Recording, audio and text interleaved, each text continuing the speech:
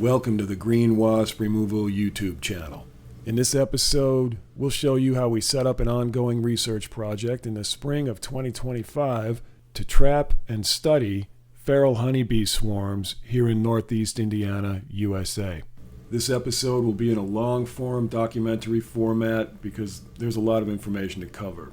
So we're going to start things off with this 10-minute preview to give you some highlights of what you'll see.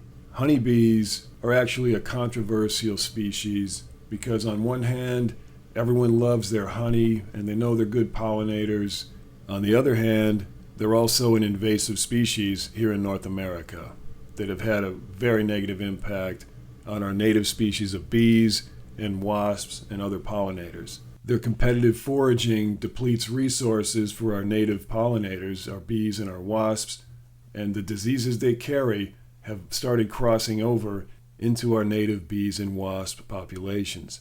This is a serious issue that very rarely gets talked about, and there's definitely not enough research going on to track these crossover diseases in our native insect populations. And that's one of the main reasons we launched our research project and set up a swarm trap to capture some freebees, as we affectionately call our local feral honeybee colonies who show up in our traps. We'll show you the swarm trap tests that we did and which trap types were successful and why we believe they worked well.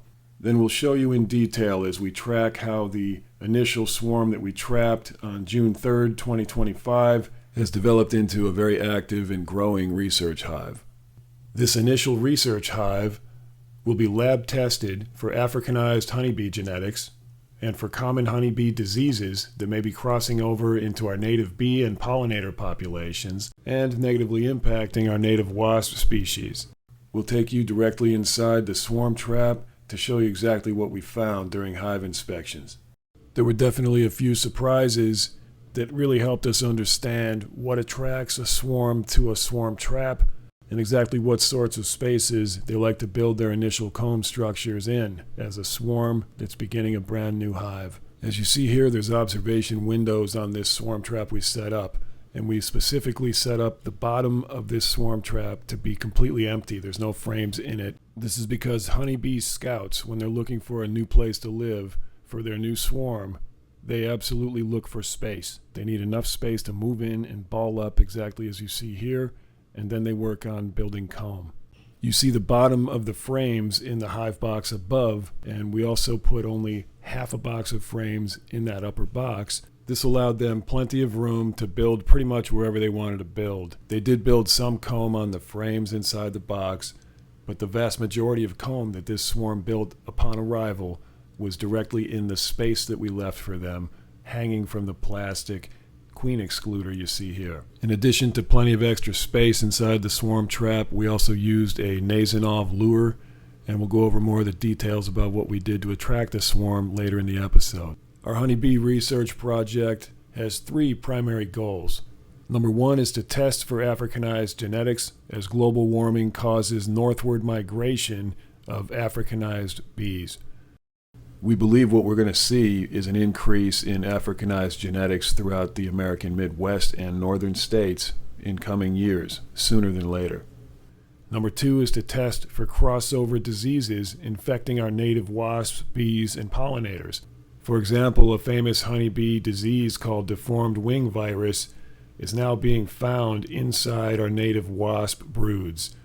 And these are very serious diseases, so we want to know how often these crossover diseases are actually going to be found. So we're going to test the honeybees against the wasp nests that we find for common diseases that have crossed over. The third goal of our project is to perform a useful public community service by trapping feral honeybee swarms before they can move into houses, businesses, sheds, boats, vehicles, debris piles, etc. You name it. Before they move in, if we can trap them in our research apiary, the community's better off. And they don't have to spend a lot of money and time and effort to remove and clean up a messy honeybee nest from their home. During this episode, we're going to take you through the entire month of June, the first few weeks of development when this swarm became a hive and started foraging for pollen and nectar. We'll show you how we identify the queen and got her caged and got a close look at her. and we'll show you the process of how we capture the queen in a special marking cage to get her marked with a non-toxic paint so that we can identify her more easily and more efficiently in future inspections. We'll show you how we verify that she's an active and healthy queen by looking at the eggs she's laid and looking at the larvae as they develop. Fortunately, this swarm appears to have brought a queen that's healthy and doing a good job laying eggs. The larva looks healthy. Here you see one of the frames in very good shape with a lot of new larvae and very mature larvae that's in the process of being capped off by the bees, who will put a wax capping over it when it's about to pupate into an adult bee. So in this extended episode, we're going to show you the first 25 days of development for this small feral honeybee swarm as it converts itself into a fully functional hive and begins developing its first generation of brood that's born and raised in this new nest in their new location. So this is a special episode. It's a long documentary format, so you can really get into the details of how we capture a swarm successfully and what sorts of techniques you can duplicate yourselves to try to have better luck catching honeybee swarms in the wild. And we'll go over each stage of development with you, where we show you up close what each of these developmental stages look like, what the inspections look like when we do them, and what we're looking for when we're testing these bees in the lab environment for genetics and for disease. We're fortunate enough here in the Midwest of the USA to have some of the best honeybee research labs and scientists in the country helping us with these lab tests. We're also going to show you one of the negative surprises we found inside this hive box. When it went from a swarm trap into a hive, we found small hive beetles in there. They were probably present in the swarm trap before the swarm arrived. Most likely they followed the pheromone scent of the scout bees that were in and out of that hive trap for a couple of months before the swarm actually arrived. Small hive beetles are a honeybee parasite that have followed honeybees all around the world. They're from sub-Saharan Africa, but they can now be found on every continent that has honeybees. So we'll show you some of the mitigation efforts we do to prevent an infestation of these small hive beetles, like installing beetle traps like you see here. We treated the area with organic diatomaceous earth and boric acid, and then we put down a tarp, as well as shrinking the hive itself down into one box to make it less space that the bees have to protect and guard from these beetles. The hive was also fighting off a bunch of ants, so it's helpful for ants to these same mitigation efforts. So we'll show you in detail how these mitigation efforts played out and whether or not they were successful. This episode will also show you what drone bees look like. These are male bees. They look quite a bit different than female worker bees, and they're often mistaken for queens because they're much larger, but we'll show you the difference between these drones and queens and worker bees. We'll also show you what it looks like when bees begin to bring back pollen in the pollen baskets attached to their legs, and also nectar from flowers. Many of the bees you see here that do not have pollen attached to their legs are simply collecting nectar, so their abdomens are engorged with nectar, and they will unload that when they get into the hive. They also collect water and resin to make propolis with, and we'll show you examples of these things. We're also going to show you some very interesting ways that the bees decided to build on some of our plastic foundations. Some of the wax structures in size and in shape were very unique and interesting to look at, and we'll go over the reasons why sometimes the comb looks like this, very wild and interesting in shape, and other times it looks exactly like the plastic foundation base that we allow them to build on. There's reasons these things go one way or the other, and we'll get into all that. So in this documentary episode, we're going to just kind of take you through the first month of this swarm that turns into a hive, and we're going to let you see what we see as we see it, and we hope you enjoy and may learn something as we did as we began studying this initial research hive, the first one in our ongoing, hopefully years-long study of invasive honeybees. They're an invasive species from Eurasia and Africa, and that's how they should be perceived here in North America. Even though they've been here now for 400 years after European settlers brought them here as livestock for their honey, North America developed for millions and millions of years without them, so they are still invasive. And there needs to be a lot more research focused on that level and checking the impacts they have on our native pollinators. For now, let's take you back to the beginning of our project when we set up these hive traps in March of 2025. We started very early and eventually caught ourselves a swarm on June 3rd, 2025. That's the end of our preview. Now we'll get to the episode itself. As always, we appreciate you riding along with us today. If you do enjoy the content on our channel, please do remember to like, share, subscribe, and comment to let us know you're there. Enjoy the show.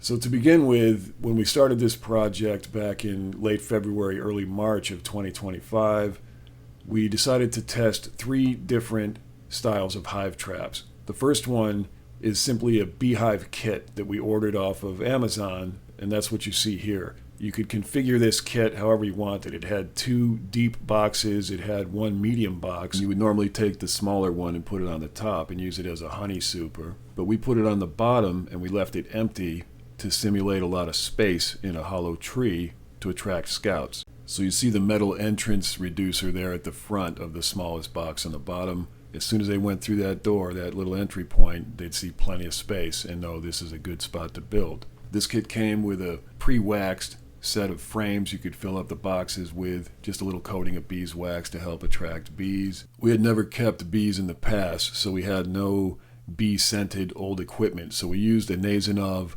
lure called Swarm Commander.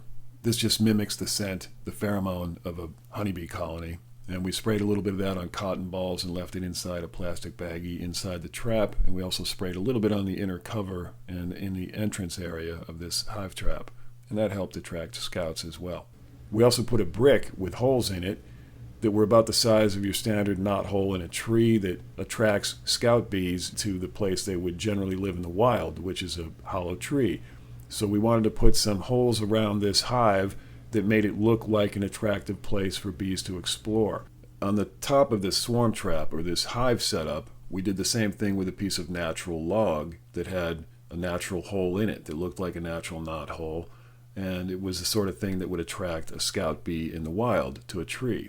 So surrounding the hive trap itself with holes that would naturally attract scout bees, we figured at least they would eventually then find the entrance of this hive trap a little easier because they're out there exploring the holes they would usually look at anyway. And then based on swarm trap research, we faced the entrance of the swarm trap to the southeast.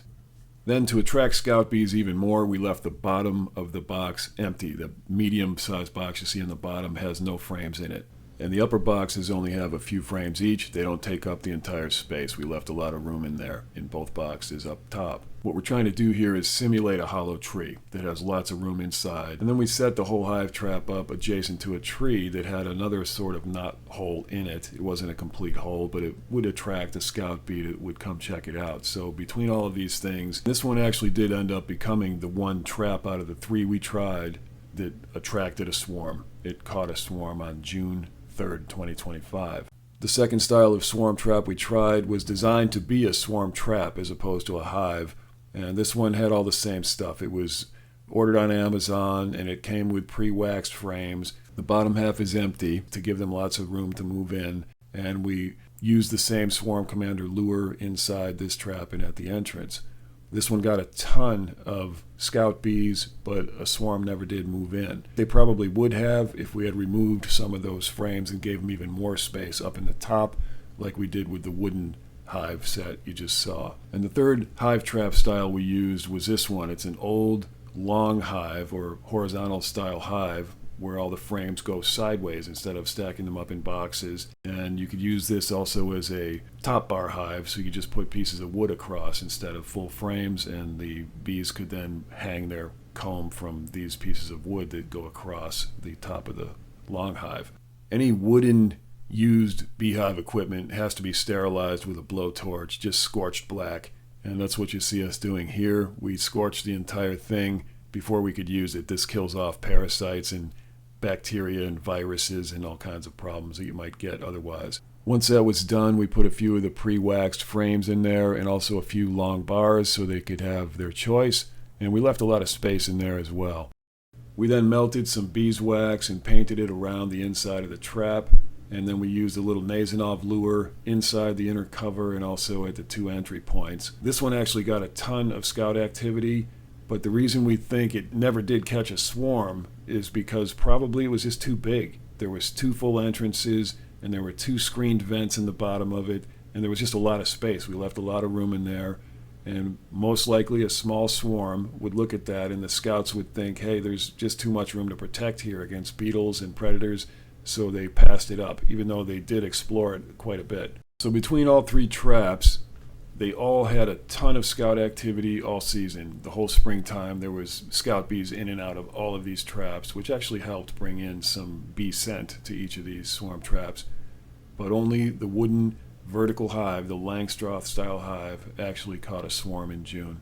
But we do believe, now that we know the reasons why these other 2 traps probably did not attract an entire swarm, I think we can modify them and they'll be successful on the next run next season, or maybe even later this season. So we would recommend all 3 styles for attracting scout bees because that's exactly what they did. But you have to be careful how you arrange the space inside each trap. You can't have too much and you can't have too little. So let's jump forward now in time to June 3rd of 2025 when our swarm came in. June 3rd, 2025. It's going to be close to 90 degrees today, at least high 80s. So this day started out very warm, a little humid, very sunny, perfect day for these bees to move. There were scouts around every trap. Same with the long hives, swarm traps. There's scouts out already this morning. And the busiest are over here.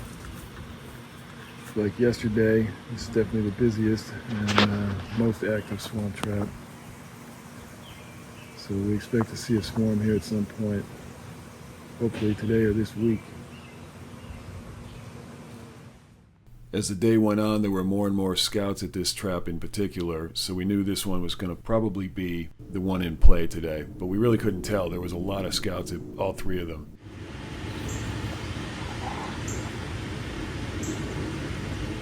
Scout bees were inspecting every inch of this trap, the interior, the exterior, looking for ways to get in and out. Lots of activity as the day heats up. This is probably the most activity we've seen at one time so far this year for scouting. One thing we noticed right away when it got busy with scouts is that they started killing each other and fighting like crazy. Scouts from different hives. They're fighting and killing each other, the scouts, to fight over this space, so I think that's a good sign. They're getting territorial. And every trap has significant activity today. So it looks like we may see at least 1 or more swarms move in today.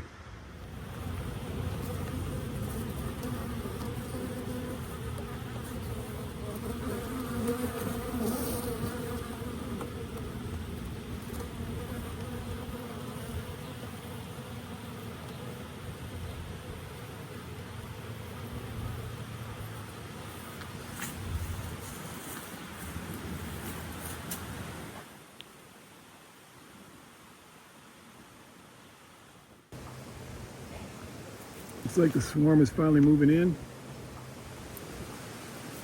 We're going to freeze the frame here for you for just a minute. On June 3rd, 2025, when this swarm moved in, we were out on a job doing a carpenter bee removal at a private residence. So we actually missed most of this swarm as they came in. But we caught the end of it here while they were moving into this swarm trap.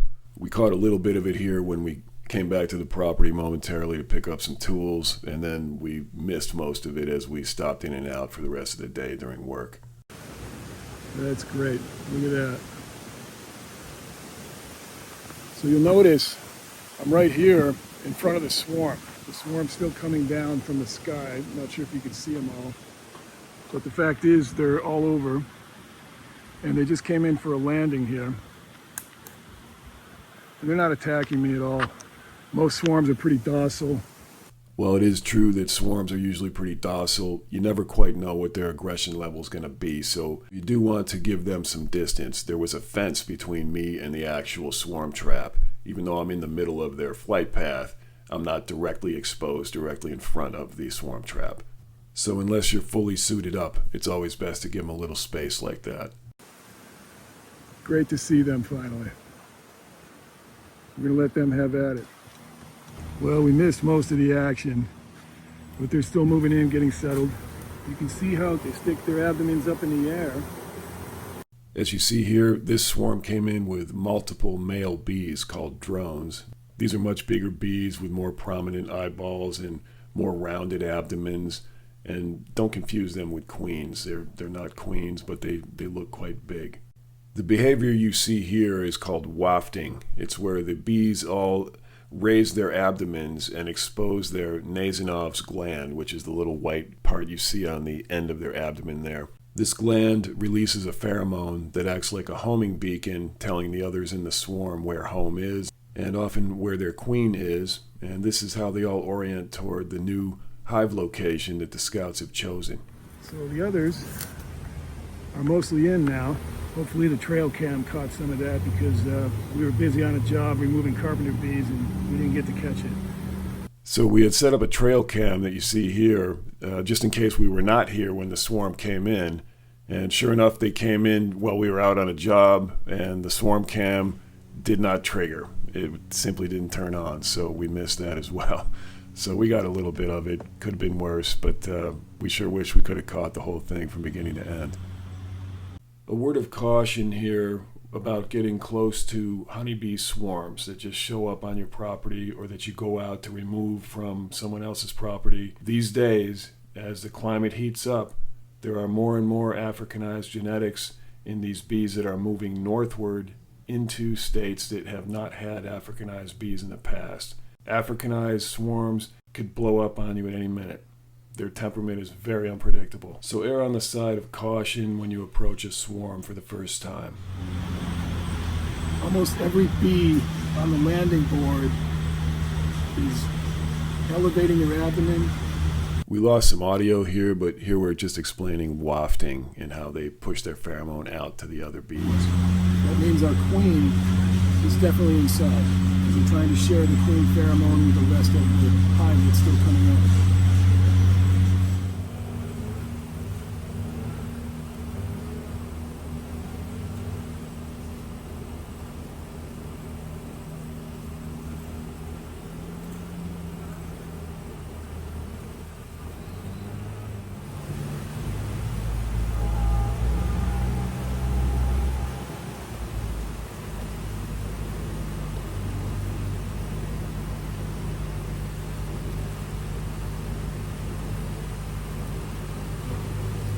Here's another drone or another male bee. Notice the chunky size of him, how his eyes are much more prominent than the regular worker bees.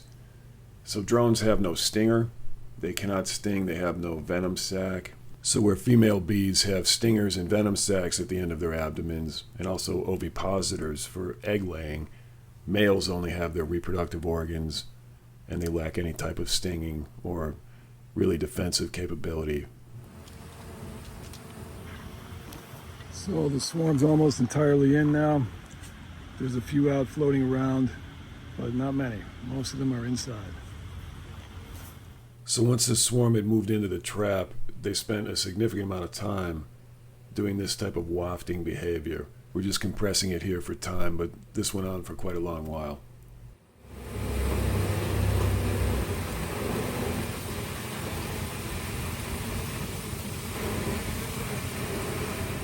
All right, now that most of our swarm has arrived and taken up lodging inside the hive, it's now officially a hive, by the way, no longer a swarm trap. Let's take a look in there, watch the last of them moving in.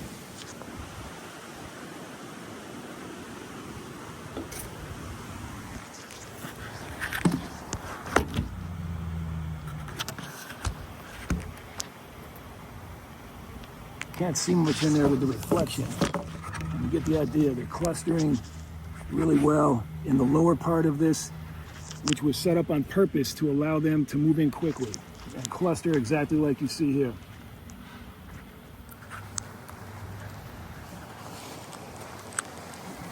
Eventually they'll move up at their leisure into both of these boxes. The queen separator will keep the queen down here laying eggs, and above this line, which is the queen separator, you will see workers making honey up here. And they could make honey anywhere, and they could make comb anywhere, but that's generally how it works. And that's why this swarm trap was set up specifically with space in the bottom, because that attracts scouts.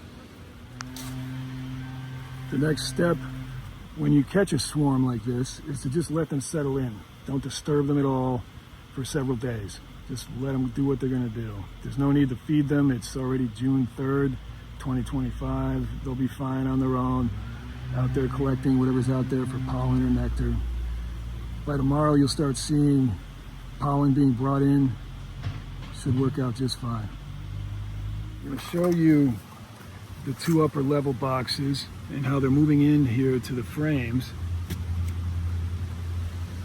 So you see bees already here on the frames. Soon they'll be making wax to fill those frames. And then honey. Nothing up on the top level yet. They may be on the interior. We'll see.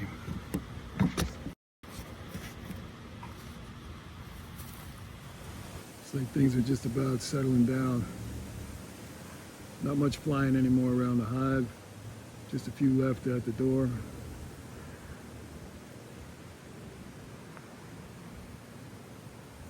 Nice smooth move in. June 4th, 2025. We're here to check on our new swarm that moved into this hive trap, now officially a hive, yesterday. We see activity today. Looks like they're still living here, which is great. Let's move in a little closer and see if anybody is bringing in pollen today.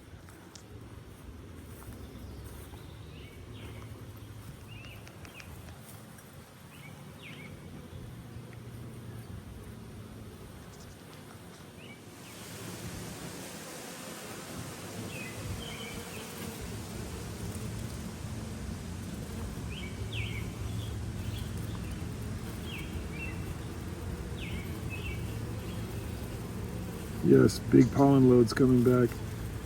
That's a good sign that they're going to stay. We'll slow the footage down for you here in a minute. So in slower motion here, you can see the bees flying back in with pollen attached to the pollen baskets on their legs, which are thick hairs. They're packing pollen all around those hairs and bringing them back. And they will unload all of that inside the hive and pack it into some of the cells that they create with beeswax. And that is a protein source that the hive will live on throughout their time here. They use nectar for carbohydrates and pollen for protein. On the floor of the hive, below where they're all balled up, you can see a lot of the wax flakes that they create through glands in their bodies. Those wax flakes disengage and drop down into the bottom, and a lot of the bees will chew that up, those wax flakes, and bring it up and build honeycomb with it. That's what you see them doing here. They're chewing up wax flakes.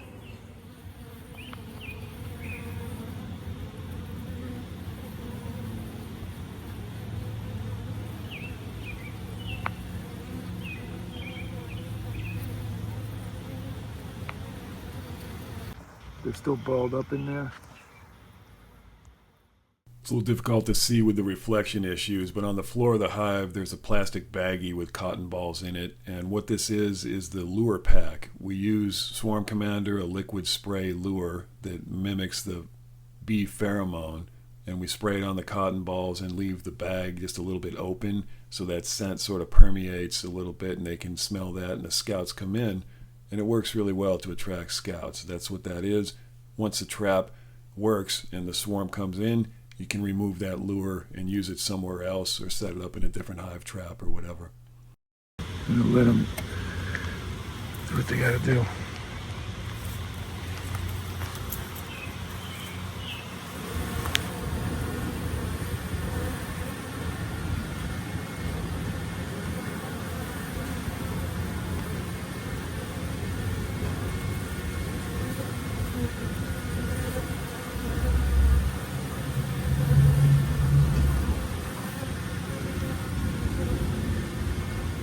So as we just observed them here on their second day at this site, we saw a lot of pollen coming in, and that was an encouraging sign, because there are times when swarms will move into a trap or move into a hive that you set up as a trap, and then they will take off again. They'll decide not to live there. But in this case, they stuck around, started bringing in pollen, and that usually means they're going to stay. Very little activity here because it's about to rain. It's become very, very overcast and humid, and there's rain in the forecast for the next several days. And bees can sense that, and they stop their activity. So hopefully they've got enough to eat in there for a while. And we'll see how they do after the rain comes and goes. June 4th, 2025. We're going to show you how this hive is doing in the rain. We put a big rain cover over it so that their main landing board doesn't get completely soaked. And there's a couple out right here hovering around the entrance, but most of them are in the hive and they're not going to be coming out in the rain.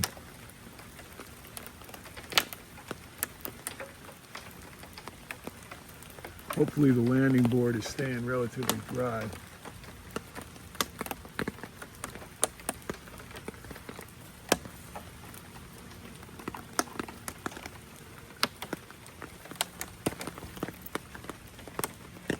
See if we can get into one of these viewing windows.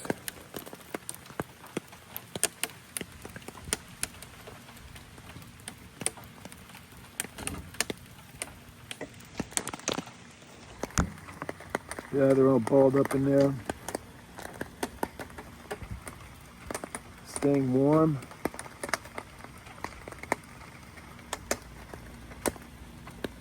So far they haven't gone up into the hive yet to use these supers, it looks like, but they might be. We're not going to open this trap to let them get settled in here.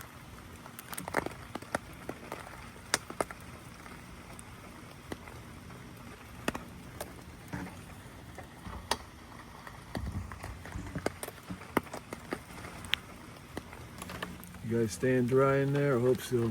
No activity yet with these. A lot of scouting, but no move-ins yet.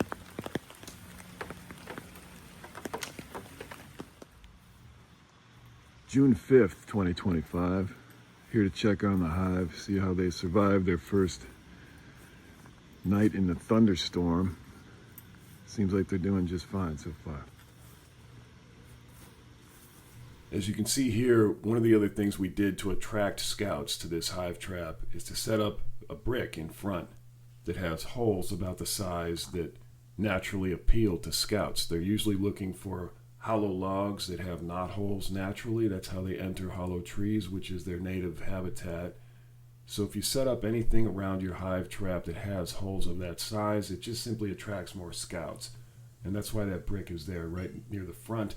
And eventually they'll come down and explore those holes, and in that process they'll find the entrance to the hive trap.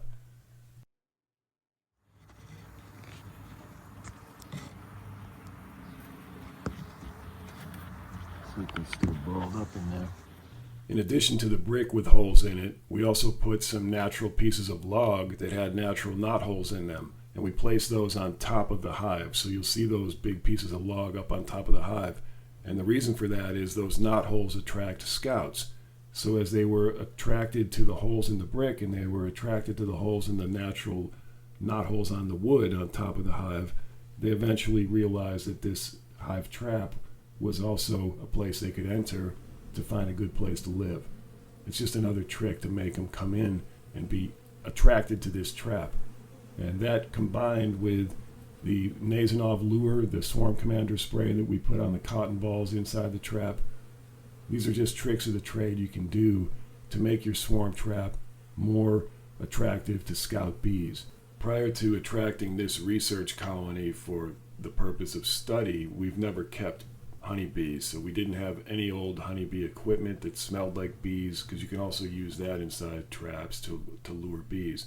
But what we did do is we set them up very early in the season, in late February, early March, and these traps had been there for several months before the swarm actually moved in June. So all the scout bees that had been in and out of there for a few months also brought in the scent of bees, and that helps attract more scouts. So here in these first couple of days after they arrived, we did not inspect the hive at all. We didn't open it up. We didn't interfere with them in any way. We just allowed them to take their time and begin foraging and begin treating this like their home. We did do a lot of photography around the hive. So as you see here, we're sort of documenting where they're flying, what their flight path is going to turn out to be to when they go out to forage, and what all of that looks like. But once you trap some bees, it's crucial to just let them get settled in before you mess with them too much. Otherwise, they might just swarm right away again and take off. From this angle, it's a good time to take a look at the other two styles of swarm traps that we installed, just to test them and see which ones the swarms would prefer to move into. The one in the foreground is a used hive we picked up and sterilized. This one is a long hive where you put in frames horizontally, and there's no boxes added to the top. It simply all goes side to side. That one got a lot of scout activity. However, nobody moved into it. No swarms moved in. And the reason we think they did not move in is because it's simply so large.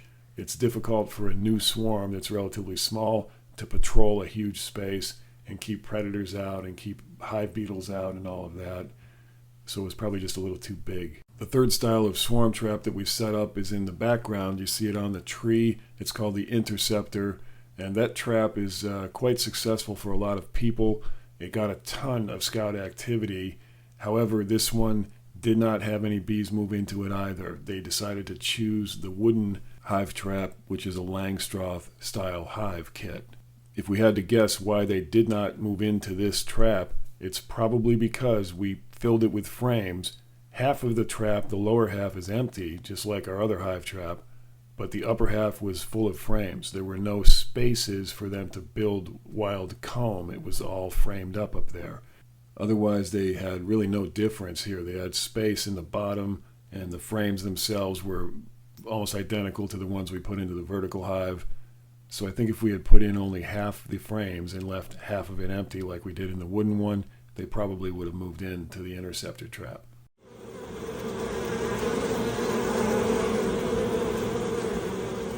One of the best ways to inspect your bees without really opening the hive to inspect them officially is to simply do close-up videography and then review that footage in slow motion or very up close in a kind of enlarged screen environment.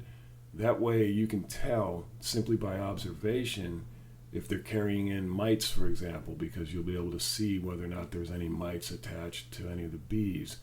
And you can check them for behavior and check them for temperament and check them for signs that they're healthy and doing well and bringing in pollen, bringing in nectar. Are their bodies engorged with nectar when they come back from foraging? Do they have pollen baskets on their legs filled with pollen? A lot of that can simply be done by observing them coming and going from the hive, and that's what we spent a lot of time doing in these first couple of days. So here we'll spend just a couple of minutes listening to the bees, because the sounds bees make when they're comfortable is different than the sound they make when they're in distress. So it's good to become familiar with those sounds.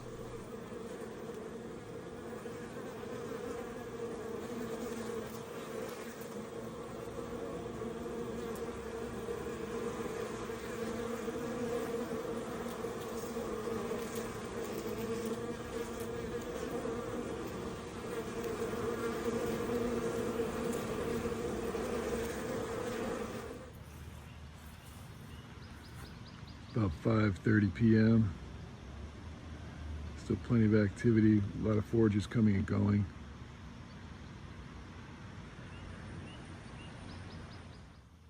So we would check the bees in the evenings, check the bees during the daytime, just to get a sense of what their activity level was at different times of day.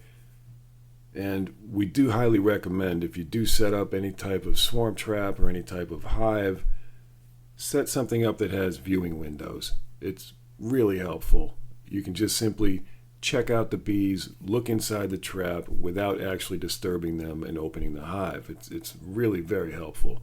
So we highly recommend designing one or buying one that has observation windows built in. This hive kit was bought off of Amazon, and it had all these observation windows built into it already, and that was just really easy to work with.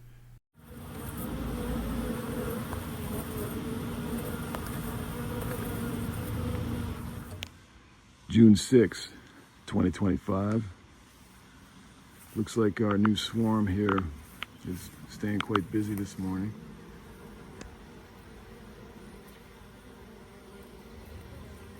Seem to be as active as ever.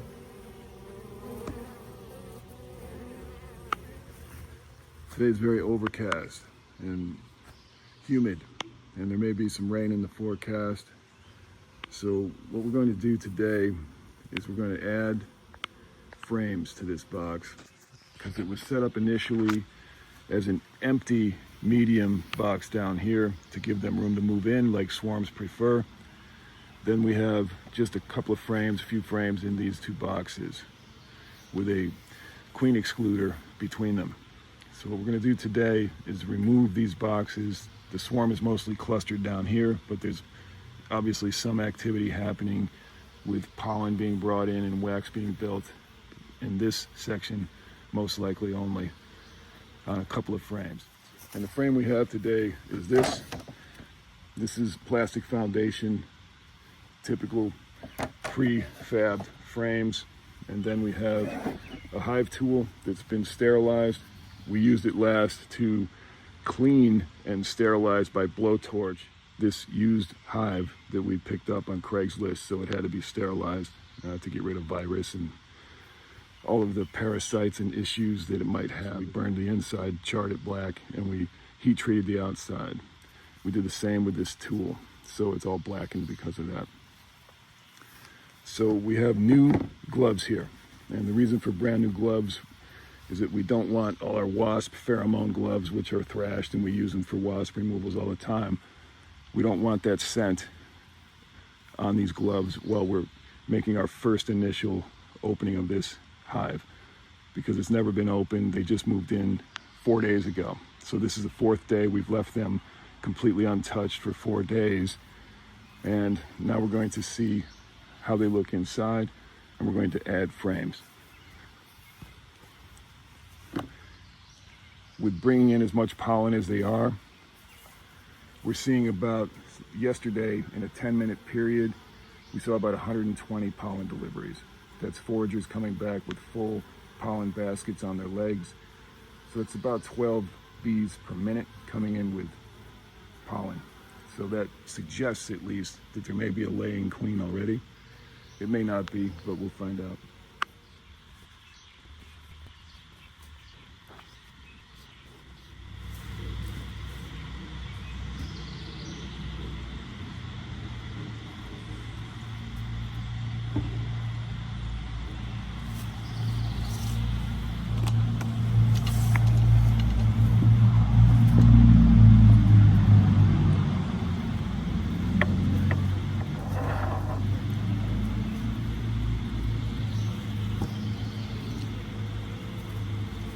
A little bit of clustering, but not much else happening down here.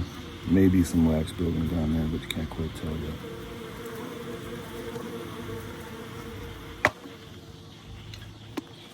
So far, they're staying pretty calm. It's a good sign for temperament. So in this initial inspection, the first time we went into the hive, the first thing we noticed was that the top box had very little activity. There was one small cluster of bees that had done a little bit of work on one frame, but that was it. Most of the activity was happening in the lower box. That's the one between the empty base of the hive and the top box. So as you see here, when we remove the top box, we could see all the activity was happening below that.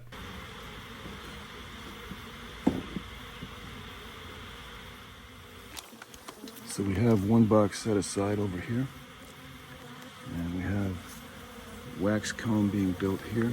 On the queen excluder, you can see some of it. We have 1, 2, 3, 4, 5, 6 frames in here so far, and they're probably building comb in the empty space here.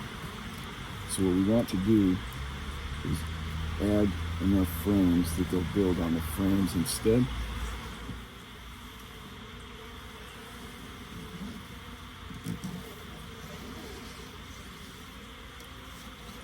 Just going to gently separate this.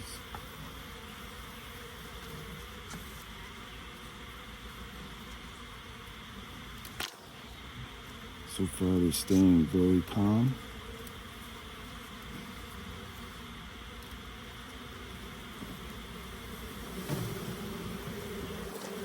And here they are.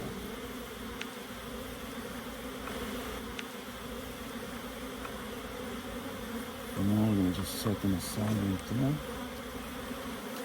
And you can see that they're making a lot of wax. And the ball, mainly the cluster, is below that.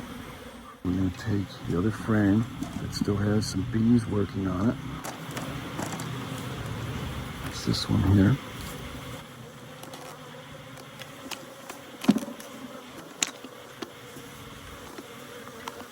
I'm going to just set that carefully right in here.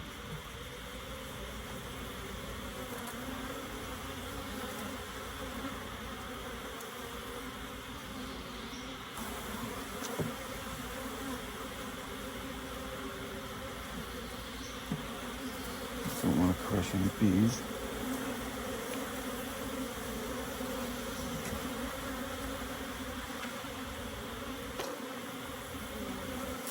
And we're going to add another right here.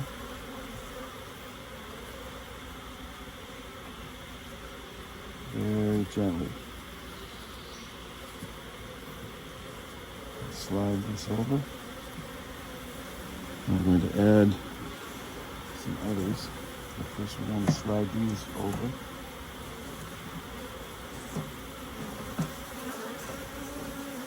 If you look here, they've done an excellent job building a brand new comb. So they're good builders, and they're moving in just right.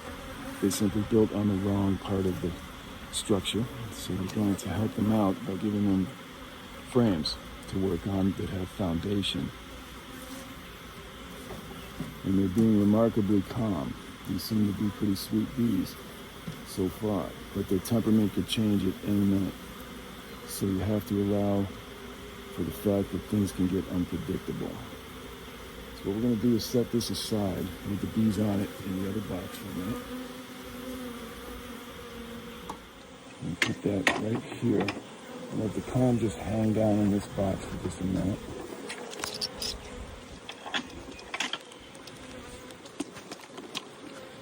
You can see in here they're building out a lot of comb on this one as well.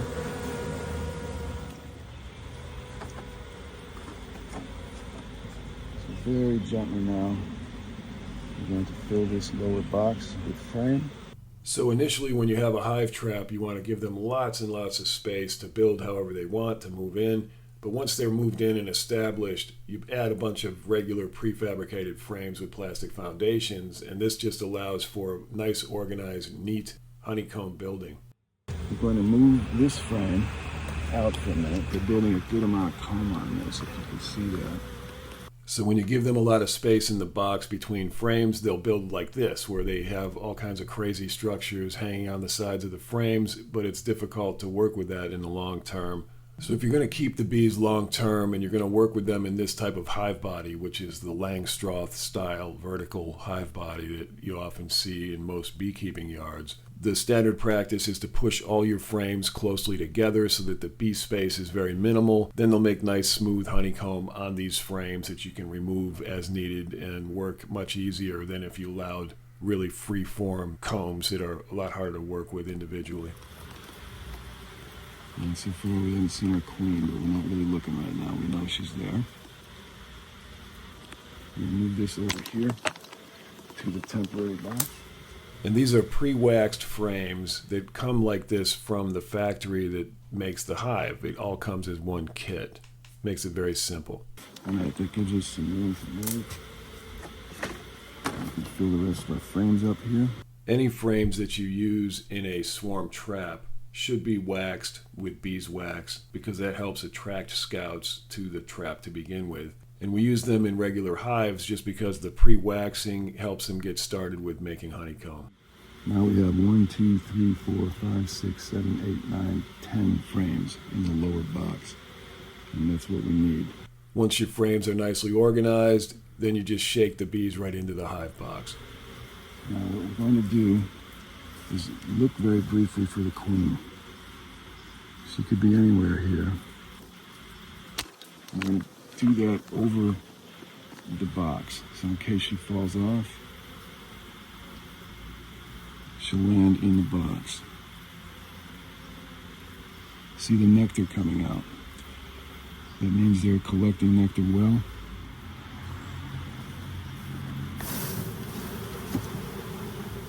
And they'll clean that up on their own. And if our queen is here, laying or waiting down in the cluster, I'm just going to shake.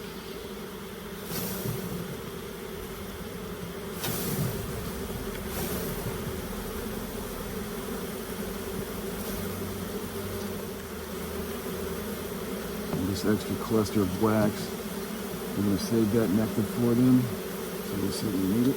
So these 2 pieces of honeycomb that they had built from inside the swarm trap when they first arrived, we just tuck that down into the frames and let them eat that nectar, because that way they can salvage any of the nectar and pollen out of these honeycombs and use that to their benefit. And once we've given them a chance to eat all that out of there, we can just remove that extra comb the following day, and you'll see that here in a minute. Meanwhile, they took to the new frames just fine. They jumped right down into the box. It's able to take into the box without any problem. Just going to clean up some of these oddly placed comb pieces.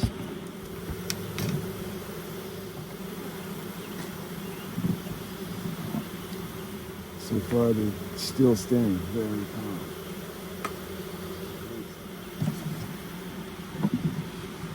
Now one of these frames that has not had any action yet, we're going to take it out.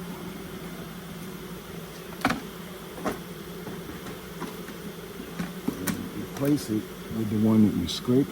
So any frames that they had actually put any of their own wax on, a little bit was on this frame you see here. So we just replaced one of the prefabricated frames that didn't have any of the actual honeycomb on it from this hive, and we replaced it with one that did.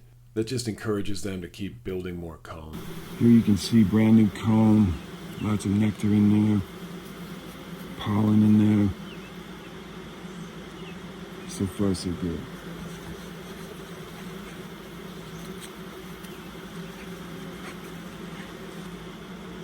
So we give you some close-ups here of what we found inside these initial combs that the swarm built within the first couple of days after arriving in our swarm trap.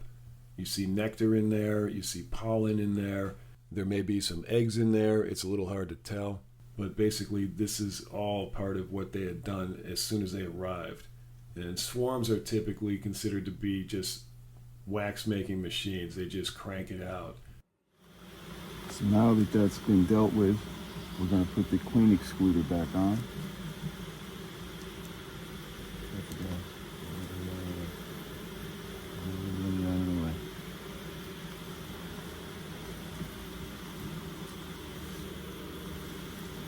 Hopefully our queen is still in there, hasn't fallen or split.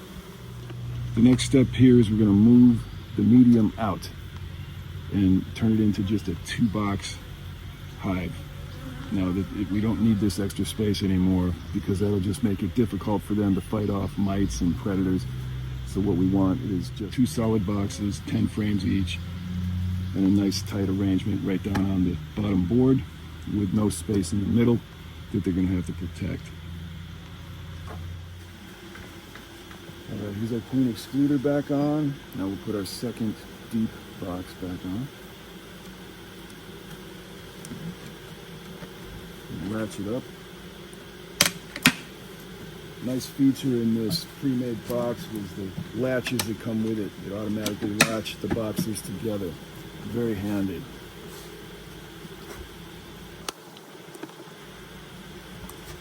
Now we just replace our frames because we know the queen is not up here.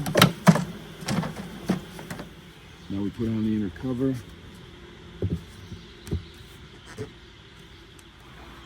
And our telescoping cover.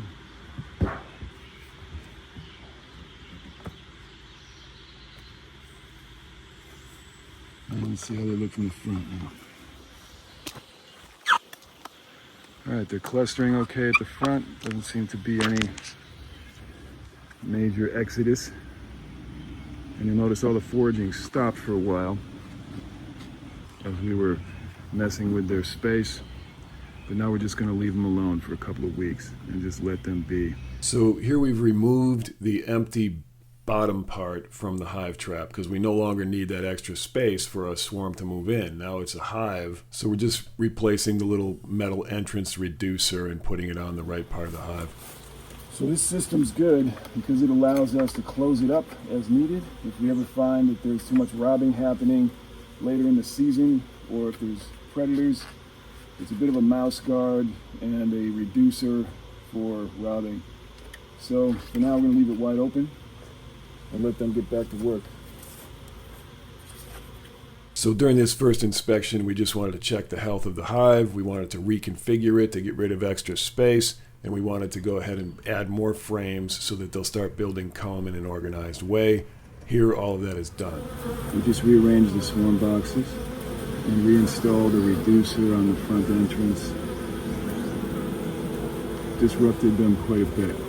So we're going to just observe a little bit and see how they respond. See how long it takes them to get back into a routine of foraging, collecting pollen, building wax colony. But they sure were tolerant. They were not vicious bees at all. So we're just observing them here to see how they respond after we mess with them pretty hard to reconfigure everything, and they seem to be doing fine. They're just reorienting. And this initial inspection is also a bit of a temperament check, just to see how defensive, how aggressive these bees are going to be. And they took it really well. They were super mellow. We did not use smoke. We never use smoke unless we have to. So far, we've never used it with this swarm. So far, so good for temperament. The genetics lab will tell us what type of bees these are. We assume there's some type of European mutt mix, Italians, what have you. But whatever it is, we will find that report soon, whenever the results come back from the lab. We don't expect to see a lot of Africanized genetics in these, but you never know. That's why we have to test every swarm from now on. Because Africanized bees are moving northward in the United States as climate change heats up the northern regions of the country. As our Midwestern winters get shorter and warmer every year, which they've been doing, it is absolutely just a matter of time before Africanized genetics start showing up more often in our local feral honeybee colonies. June 6, 2025, later in the afternoon, on the day we completely altered this hive. They seem to have survived that just fine. Looks like they've been doing some housekeeping. Still plenty of foragers going out and coming in. So to prepare a water source for them, we put up a glass hummingbird feeder and drilled holes in it in between the hummer spots, because the hummer spots are blocked a little bit to keep bees and wasps out of it. So we just drilled a few holes in the side in between each one of these little plastic flower spots, and the bees can access that no problem. So whenever they discover this in the hot weather, they'll be ready to go. It's just water, nothing else, no sugar. We don't want to feed them any sugar water or anything because they're doing fine for nectar and pollen this time of year. So ladies are doing great. They're coming back with lots of nectar because that's what they need to make wax.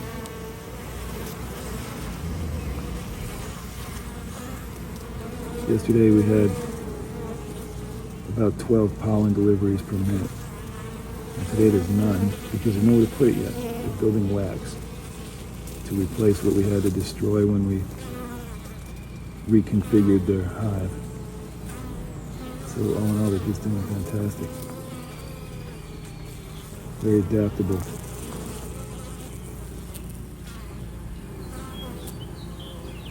As you see here, many of the nectar foragers return fully engorged with nectar, and then they will unload that nectar into a cell inside the hive, and other bees, usually younger bees, will consume the nectar and the honey that comes from it and they will convert those sugars into wax that their glands produce.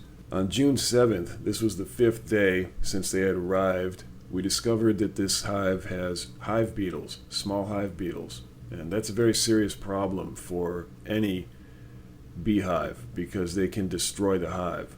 So on this day, you'll see us doing a routine inspection in an attempt to locate and mark the queen. And during that process, we discovered beetles in the hive. And it turned out they had probably been there the whole time. We believe the beetles were probably already in the swarm trap when the swarm arrived. They've been here now for about 4 full days. We're going on our 5th day.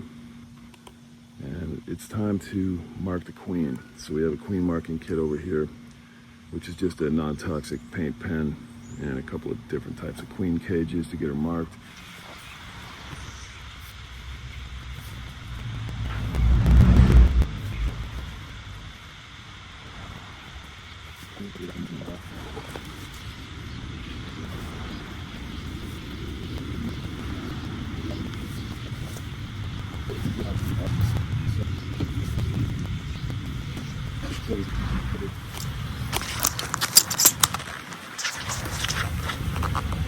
You'll notice all the activity is here on this side.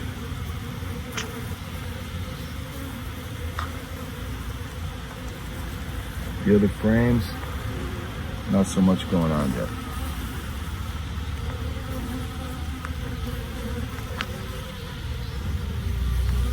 So they're building from this side over.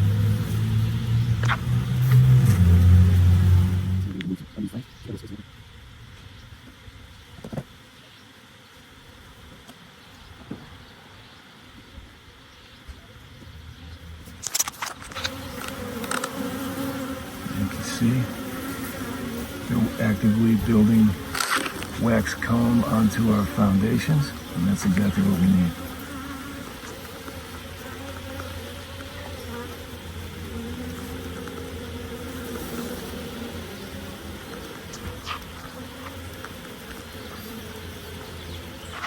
What you see during this inspection is we're checking each frame for activity. And on this frame that we're pulling here, you can see the comb that was the original comb the swarm built in the spaces when there was no frames in this box.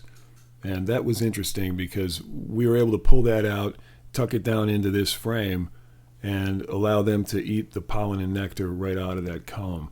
So they've completely done that here. The comb is very light and almost dry now, so that they were able to reuse that. And from here we can take that comb back out. Everybody see a queen?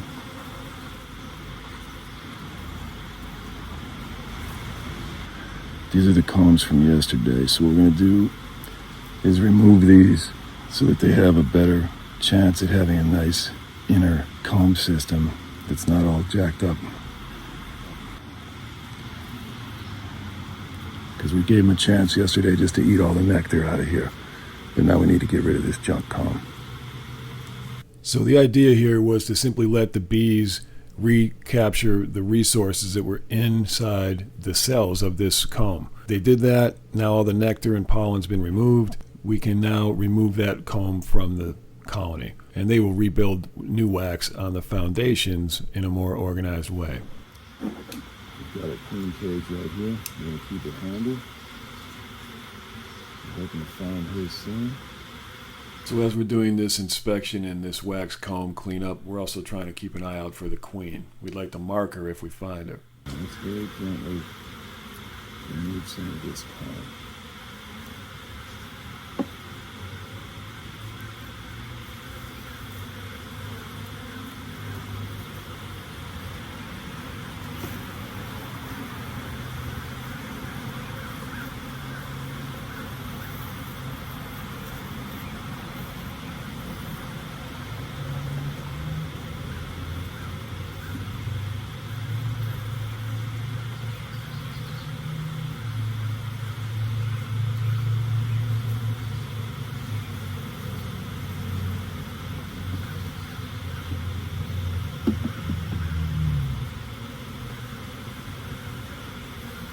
We've gotten the nectar out of here, which is good. That's what we needed them to do.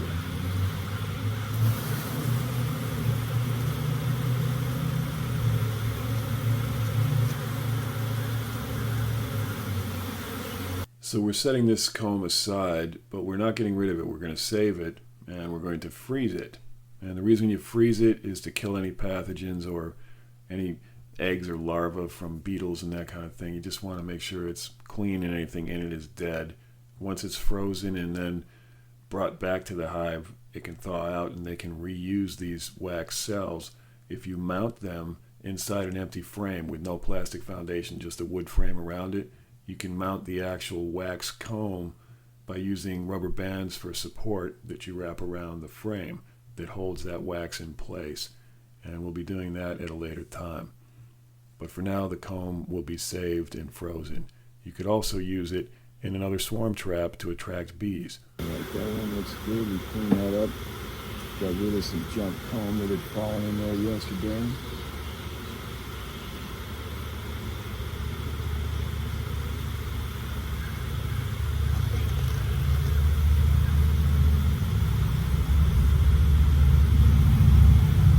Looking for a queen.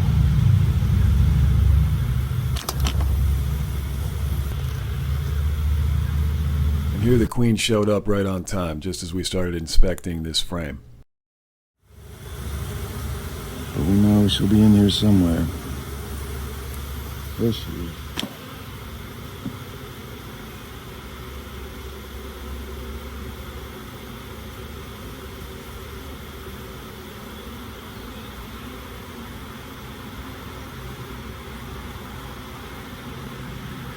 There she is right here.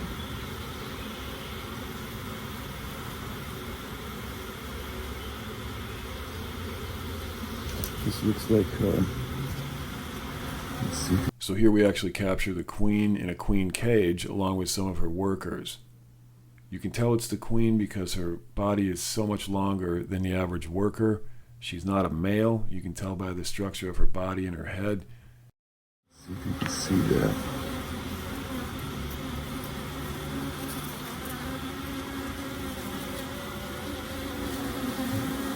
Going in, yeah, I think this is her right here.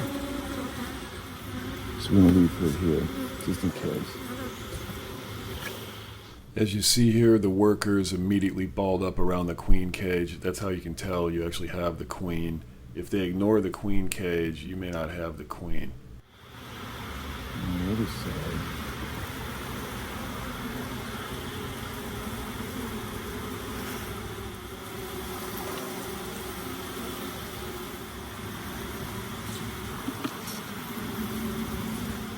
Starting to look good. So you see here they're starting to take to the frames with no problem at all. They're building their wax right along with the pattern that comes on the plastic foundation. So all that's a good sign. They're doing exactly what they're supposed to do, which is just continue to build wax and prepare for the queen to be able to lay eggs in these brood cells. You see here, that indicates we might have found our queen.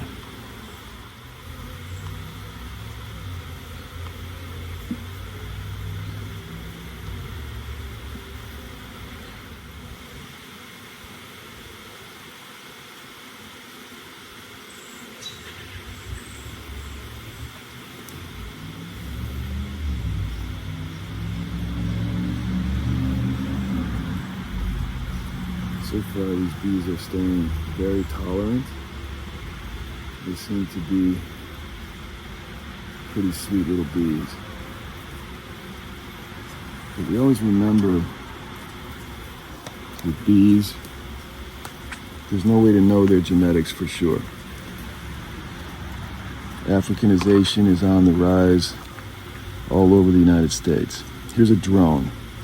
You can tell the difference because it's much larger than the others and has much more prominent eyeballs. But it's not a queen.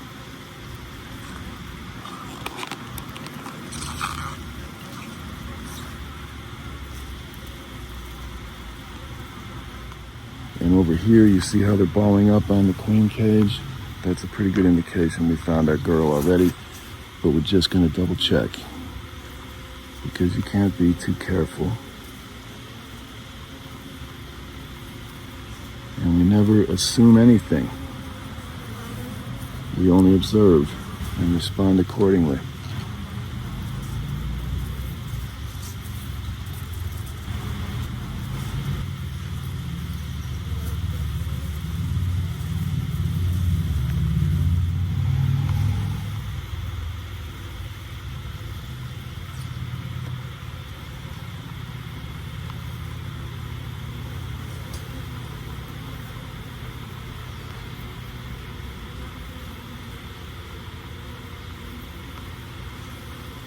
Circle next one.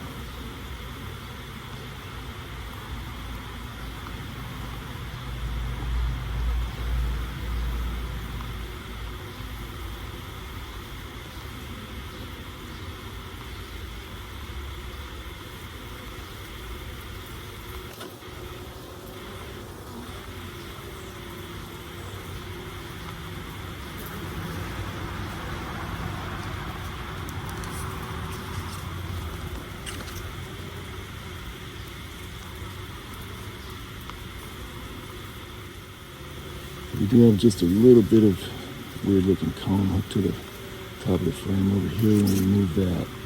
Otherwise, you see in here, they're building nicely.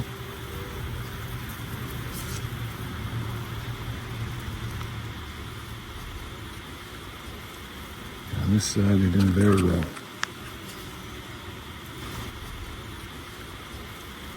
Let's get these guys out of the way. You see all that new comb? Oh, that's brand new wax. Built over the plastic foundation. Probably at least a quarter inch, almost half an inch maybe, in thickness already. That's great. These girls are staying busy and doing well. They look healthy. I do not see any mites. That doesn't mean they're not here. Same with foul brood and deformed wing virus, all of the nasty stuff they may have, but there's no indication of that yet.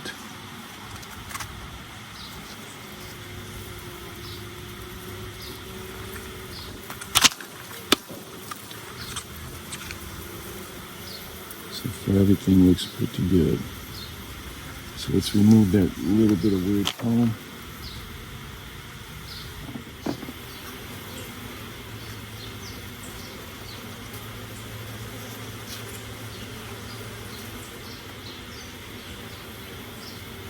Otherwise, we'll let them stay. Here's how they are.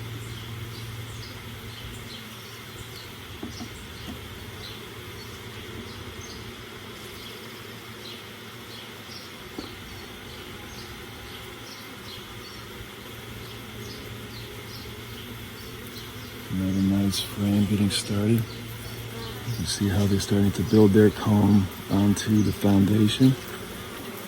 Looks great so far. Here's where we ran into the first indication that there were small hive beetles in this swarm trap already. We think they probably got in there before the swarm arrived. Most likely they were attracted to the pheromones put out by the scout bees that had been in there off and on for months. No sign of a queen here, and they're still balling up on this cage really well. Here's a crushed bee. Let's get rid of that. Anything that can cause the hive bacteria or pheromones that you don't want. Here you see another hive beetle. So all in all, in this inspection, we probably saw 3, 4, 5 of them running around the various frames. There are stress pheromones when a bee gets crushed. Any of that stuff, remove it. These are building nicely, getting some wax set up. So it was actually the video footage that we reviewed after the inspection that alerted us to the beetle problem. It just hadn't occurred to us to look for beetles already on a brand new swarm. Video footage is great for that stuff. Now if you look in here, we have a bunch of wacky comb being built on the side. We don't want that, so we're going to get rid of it. Scrape it right off. Put it in the waste bin. I'll kind of clean this up.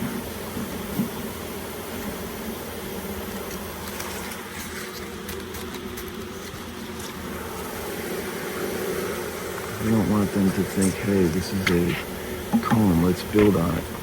So here we're just cleaning up some of the extra wax comb that's being built in areas that are not on the frames, and generally you want to clean that stuff up and keep it out of the way. There's no reason to have it on the wall of the hive body itself, so we're just scraping that away to clean things up, keep things neat in there, keep them building in the right place, which is on the frames, on the foundations preferably. Alright, that looks a little bit cleaner than it did before. Now let's deal with our queen. She is getting fed and supported by her workers, and we're gonna get her marked now. So here we planned on marking the queen since we had her caged, but when we transferred her from this particular cage into a special marking cage, she dropped back down into the hive. And rather than stress the hive out looking for her again, we figured we'll catch her on another day.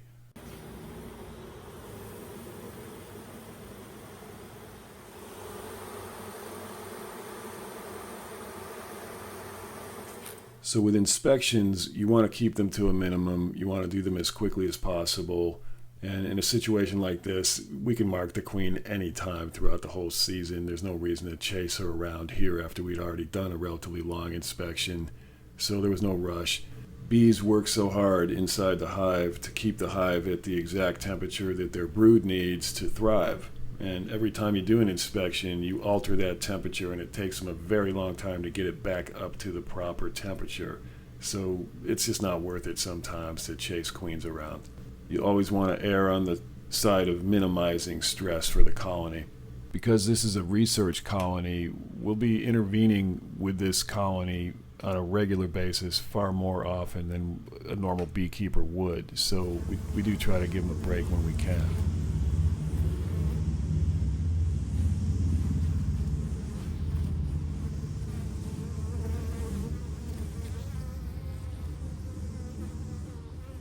So as you see here, in addition to hive beetles, we also were finding a lot of ants on the exterior of the hive. And ants just cause more stress to the colony.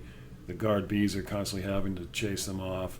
So we decided when we saw so many ants every day that we'd have to do some kind of mitigation, and we'll show you what we did later in the video.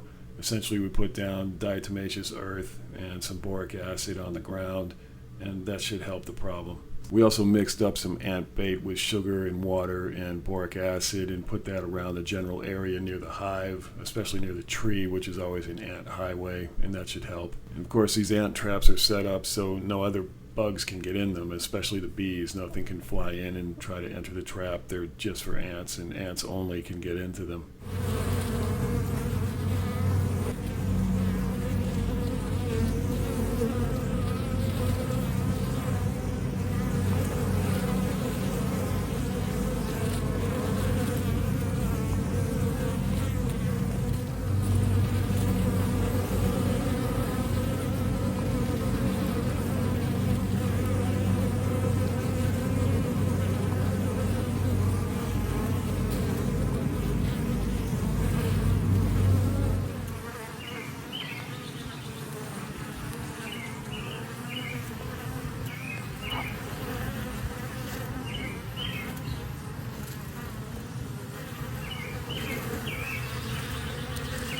Here you see another large drone that's a male bee sort of rambling out to take off from the edge of the landing board. There goes another drone that's a male.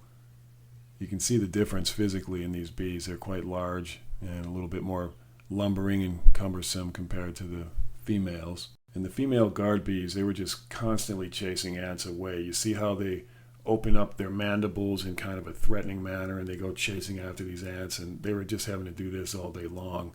So we knew we were going to have to do something with these ants.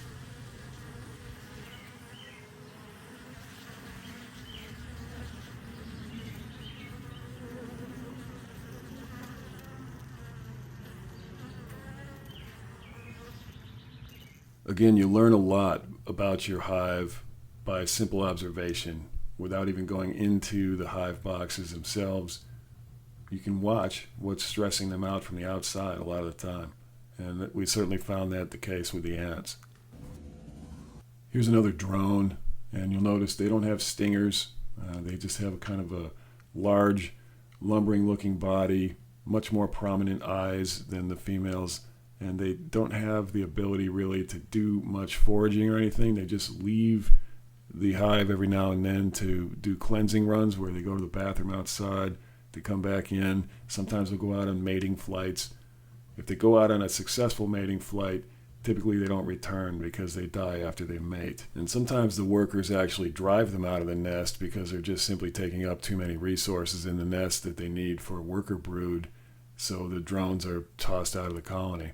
Take a look at the foragers coming in after they've been foraging for a while. They come back engorged with nectar, and that nectar is important at this stage because they're building a lot of wax. And as they unload the nectar inside the nest, other bees, typically the youngest bees, they will convert all of that nectar into wax in their bodies through glands, and then they'll start making wax flakes, which they use to build the honeycomb. So this nectar delivery is super important at the beginning of a swarm creating a hive. Mostly engorged with nectar.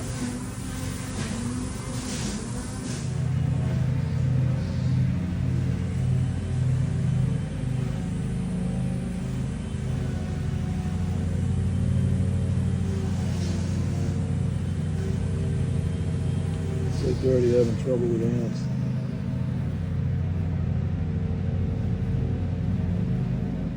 June 8th, 2025. Checking our hive after a rainy morning. Looks like they're doing fine, waking up.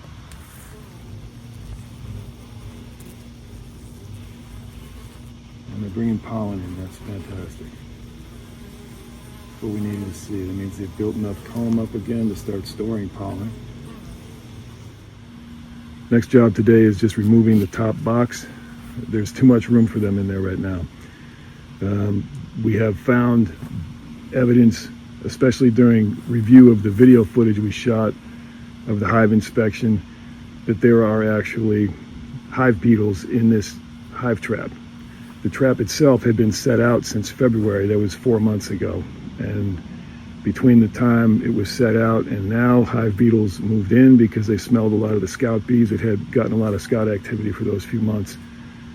And I think they were already in there when this swarm moved in.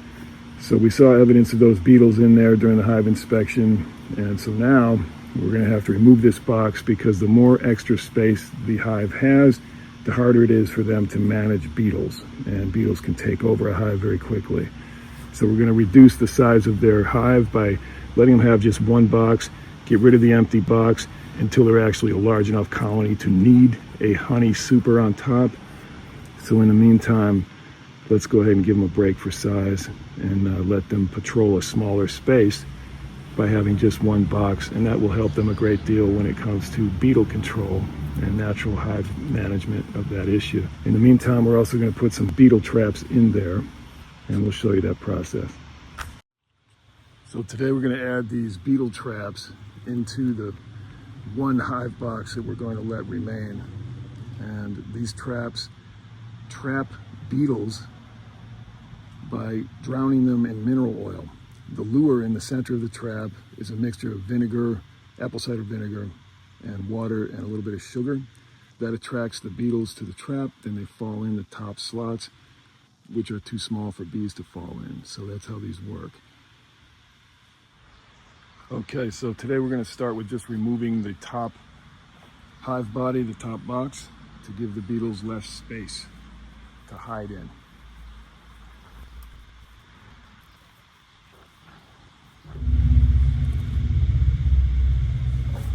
So as before, there's no activity in the top box anymore.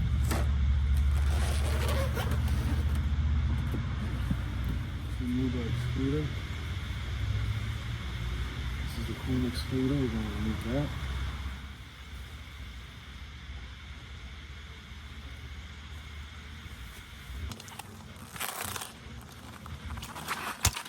Now, if you look in here, you see how the bees are all in 1, 2, 3 frames.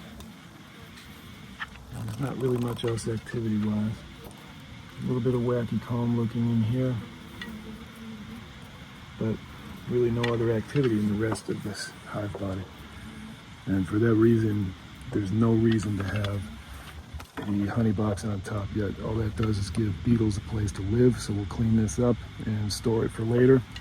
And once this hive grows and starts filling in more frames with brood and with honey, then we'll add that second box. For now, let's install our beetle traps.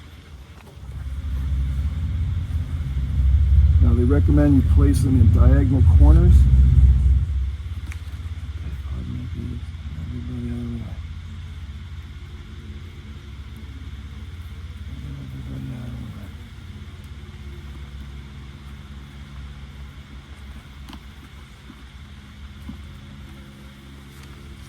the way. Diagonal corners is what they recommend for your beetle trap.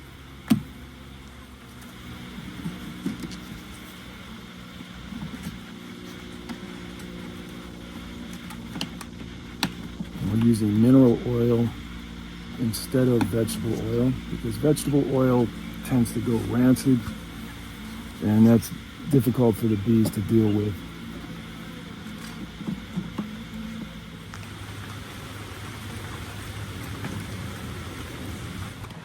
Now, as part of the beetle management campaign here, we're going to try to reduce a lot of the ability for the beetle larvae to fall into the dirt where they reproduce below the hive. So we're going to cut down all the vegetation. We're going to treat the whole area with boric acid and diatomaceous earth.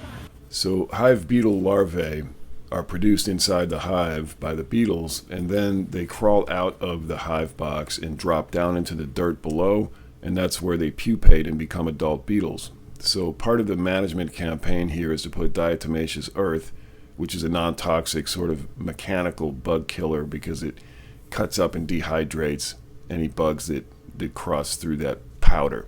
If you cover the ground underneath the hive with this material, any larvae that drop down will die when they hit that material. And then we use a tarp to cover up the ground because it makes it difficult for any beetle larvae that drop out to traverse across that entire tarp. But if they make it all the way across the tarp, they'll get into the ground that has now been treated, and the ground will kill them. Now we stake down the tarp so the wind won't blow it around, and this makes a nice solid base for the hive. And just be aware, none of this stuff works 100%. All it is a little bit of a mitigation effort. You got to do something. And now we'll have a little more protection. Nothing's foolproof. The beetles will still be a problem. They never go away, especially when you use organic means like this. So as we experiment with this research hive, we'll be trying all sorts of different things to help with the life of the hive. Now we'll leave them alone for a while to let them get settled down.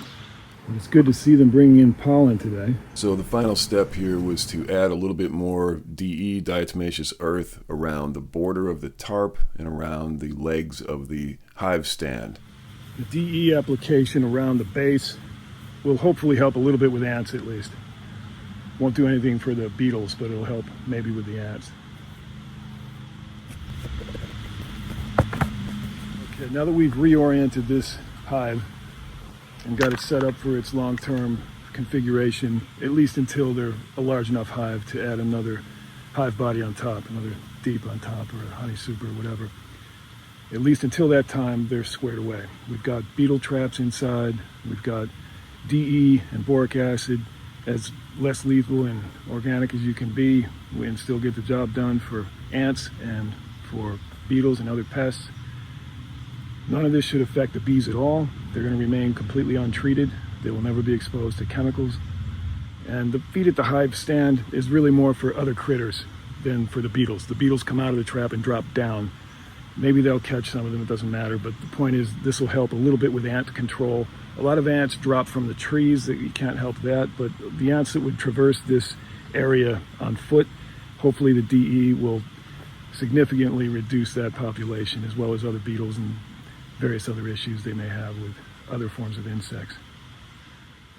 Now in the meantime, because we reoriented the hive, pulled it away from the tree a little bit further to separate it a little bit more from the ant problem, and then now it's kind of a little close to our other hive trap, which is a used long hive that we sterilized through blowtorch and we set up as another hive trap. It got a lot of scout activity this year, but nobody moved in.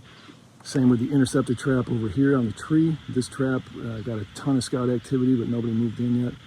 So they are a little close, and now it's a little bit in the flight path. So what we're going to do is move this hive trap further away from their flight path and give them plenty of room, because we really want them to have an unobstructed landing zone here throughout this whole part of the one hive apiary. And this is our research apiary. We don't intend to become long-term beekeepers. We are simply studying swarm behavior so that we can better understand the local species here. We're also testing species here for disease and for genetics. We want to know if there's any Africanized honeybee genetics in any of these local bees that show up as feral colonies. We expect there to be more and more of that over the coming years as global warming heats up this entire region. We're also checking for diseases that any of these bees that we capture in various feral colonies, they may have all sorts of different mites and diseases. We're going to test for that. And finally, we're doing this as a public service. Every swarm that we catch in our swarm traps, we do not have to remove from somebody's house who would have gotten them otherwise, most likely, in their attics and their garages and wherever else. It's been about an hour or so, maybe a little longer, since we reoriented this hive and set up the anti-beetle and ant control. They're still reorienting. You can see them kind of a bit active around the hive, but they are foraging.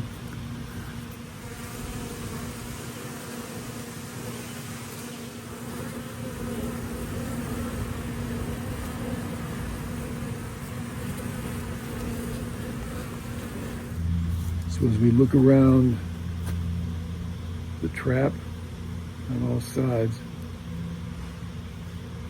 there had been a number of ants always on this trap. A lot of carpenter ants and smaller ants all around the area here. Now we see no ants since we put down the tarp and diatomaceous earth and boric acid underneath the tarp, along with DE under the tarp. Seems to be working so far pretty well to eliminate the ant problem. We'll see if that continues when the rain comes and washes some of it away into the ground, but as it washes it into the ground, that can be helpful for the control of beetles. So now that we removed the other hive that was here, it was a swarm trap setup, a long hive. That's now been moved over here. This is a no longer used play structure. It's going to be converted into a vestiary structure at some point, but for now, we just put the other hive trap here. And that keeps it out of the way. And if a swarm comes here, we can set it up. For now, it's out of the way. The other swarm trap is here. No activity today, no scouts. But now there's plenty of room for the flight path of this hive. They should start getting very productive very quickly. And hopefully some of the beetles will be under control. And luckily, we don't see a single ant anywhere on this hive now. And that's a welcome change. Typically, we had seen ants every day somewhere on that hive, but now, nothing. Hopefully, they just can't pass the DE.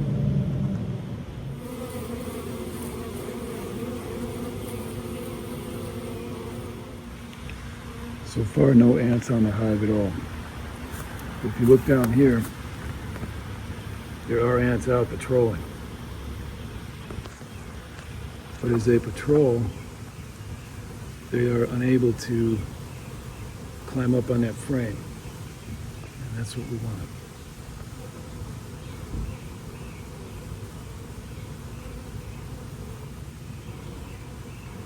So not a single ant climbing on the actual hive. You see how many are out. There's multiple ants out. June 9th, 2025.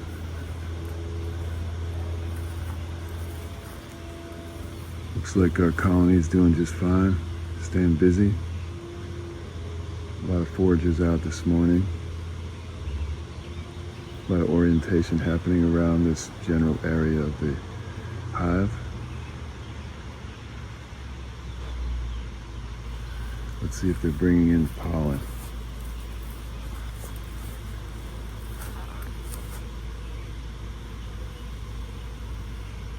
So far, the DE application seems to be keeping the ants at bay. I don't see any ants on the trap.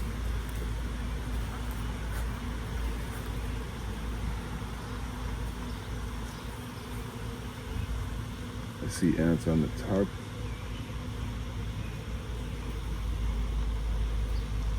But nothing on the trap.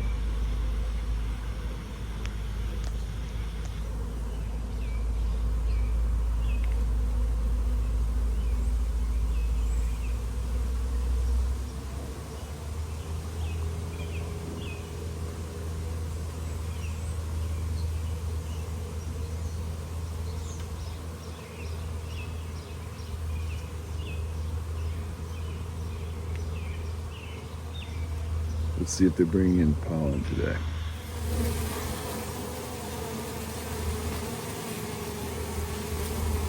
So here on June 9th, we started to see pollen rolling in pretty good. And that's a good sign that the queen is active and laying eggs and building up brood. Yep, there's a pollen delivery.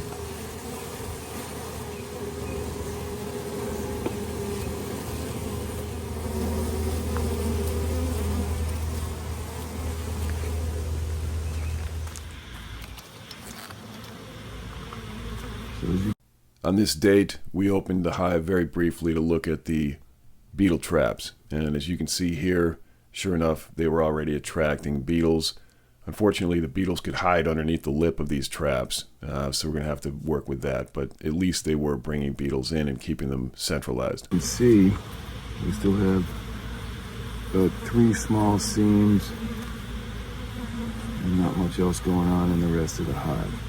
So we have 2 specimen samples going out to the lab this week. This is the first of an ongoing project we're going to do over the next several years, where every time we come across a feral honeybee hive, we're going to have it tested for genetics and disease. So these few bees in this vial came from the swarm trap catch that came in on June 3rd, 2025. And that hive is doing very well, and we're interested in the genetics there especially, but also disease. The second vial we collected on March 17th of 2025 from a feral colony inside a tree that had been there for at least a year and is still there now. So we're going to have that one tested. It was at a local nature preserve, so we want to test them for genetics. Specifically, we're looking at how much of the genetics indicate any form of Africanization. Is there any Africanized honeybee genetics in these? So the way this works is there's ethanol, high-proof ethanol. This is 190 proof ethanol, just typical bottle of liquor bought from a liquor store. The ethanol in this particular case is diesel brand, 190 proof, neutral grain spirits, that kind of thing. Everclear would work, but this is diesel brand, and it's better than rubbing alcohol, although rubbing alcohol can work. So here we have them labeled and ready to ship. We have one hive that was a feral colony from a tree. Samples were collected on 3/17/25, these specimens in this container. Hive number 2 was a feral swarm that we trapped and collected on 6/6/25, June 6/25. June 10th, 2025. Hive is very active today. A lot of foragers coming in and out.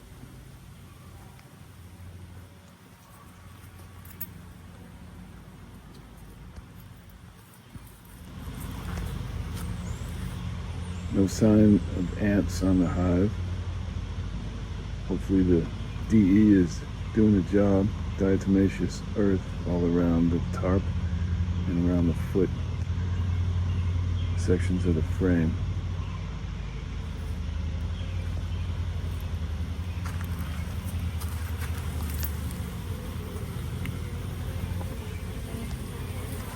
See if we can catch any pollen coming in. So as you can see in this footage and in these still freeze frames, we saw a decent amount of pollen coming in for a brand new, very small swarm that we've had to reconfigure a couple of times now due to the beetle issue and the ant problem. They're doing okay.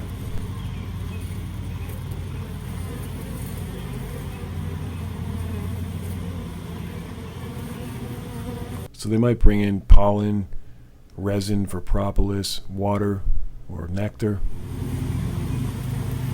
Yep, pollen's on the way in, so it's good news. On this date, we were seeing a lot of this really bright orange colored pollen, or maybe it was resin of some type that they would turn into propolis at some point.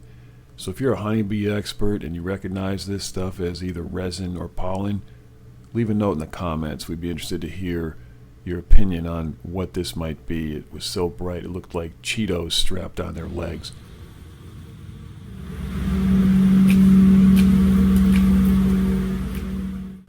So here we see another drone, male bee. They're always in such slow motion compared to the crazy high-speed working females who bring in all of the pollen and nectar and everything. The drones always just seem to be sort of sleepily rambling along.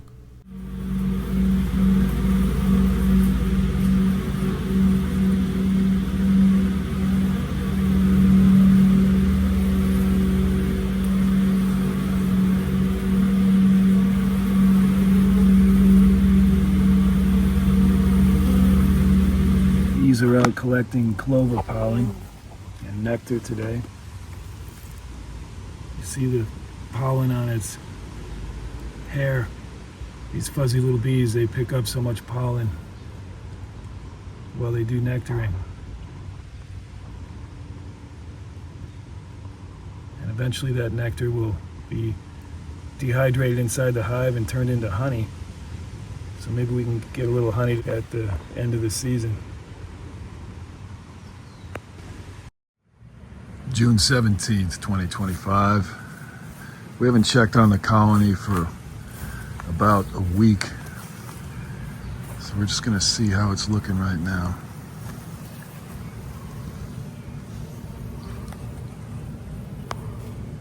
Looks like steady forager activity.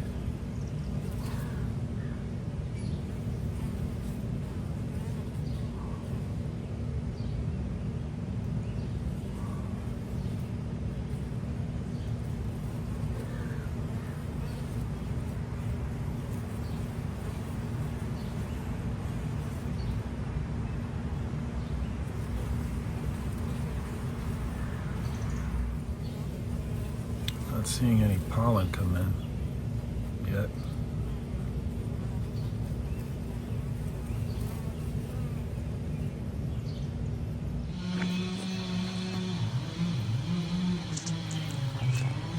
It's June 18th, 2025. Checking on the hive, seeing if they're bringing in pollen.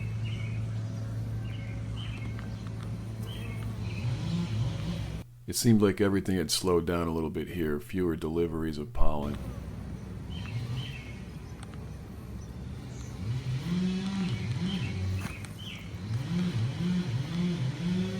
So on this date we were seeing what looked like very orange colored pollen. So we thought maybe that was resin destined to become propolis. Pollen and resin both come in so many different colors, sometimes it's hard to tell. We added a small dish with stones in it and water in it, the stones just so they wouldn't drown. Definitely some pollen coming in. That's good. So reviewing your video footage is always helpful for counting loads of pollen coming back in too, which can indicate the strength of a hive.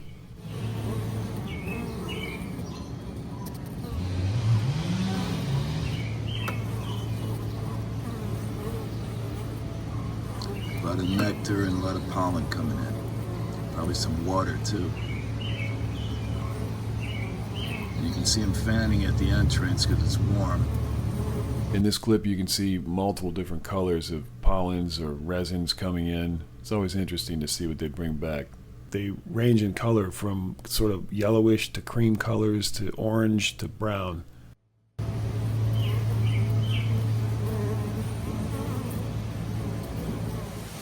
June 20th, 2025. It's been over a week since we did an inspection on this hive. So we're going to do a brief inspection just to check on the status, make sure the hive beetle situation is under control.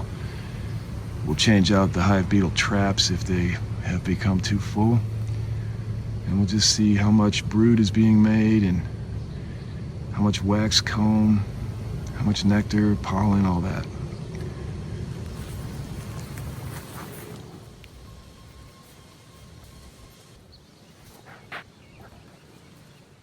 So as soon as we open the inner cover, you can see small hive beetles at the trap. And they're staying pretty localized around that trap, which is a good thing. It helps the bees keep them sort of in one place.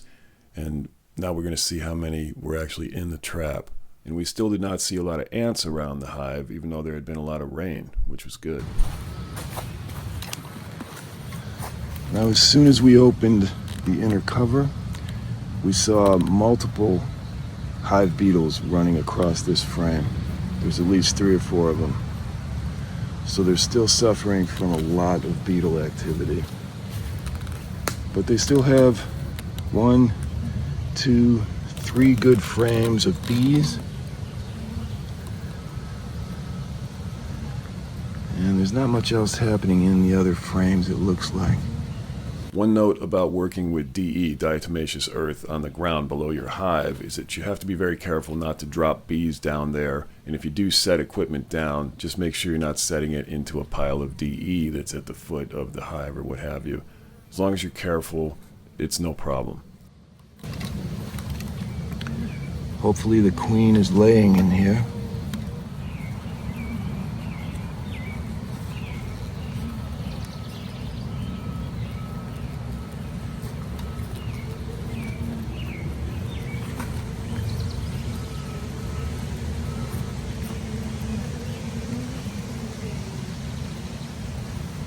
So as you can see here, there was still very little activity on the other frames, just those first 3.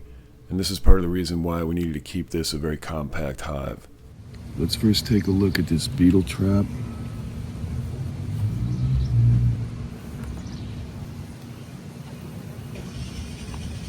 Well, it's not so encouraging. There's only 1 beetle in there after all this time.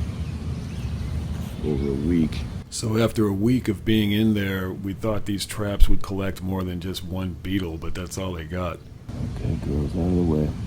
So at that point, we figured we're probably going to have to go in there and during a hive inspection, just physically eliminate the beetles one at a time by crushing them and capturing them with tape or whatever. Let's check the other beetle trap. Nothing in this one at all. So this doesn't appear to be helping the beetles situation at all.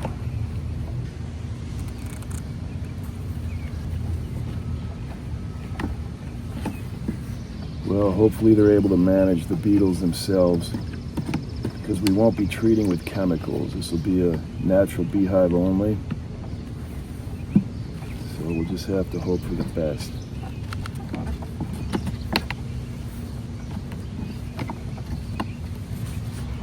Well, the temperament for these bees is excellent. They seem like super mellow bees, which is great. Very easy to work with so far. So let's take a look here at a couple of these frames.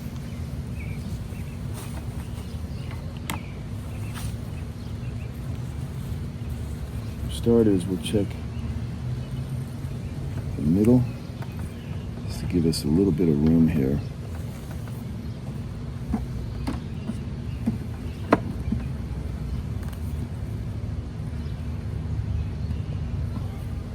So really no comb activity here, more than there was when we put it in a week ago.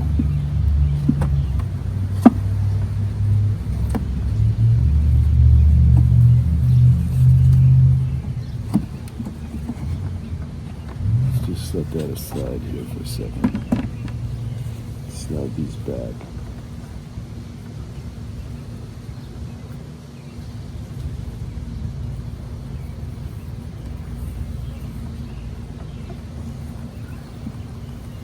No real change here.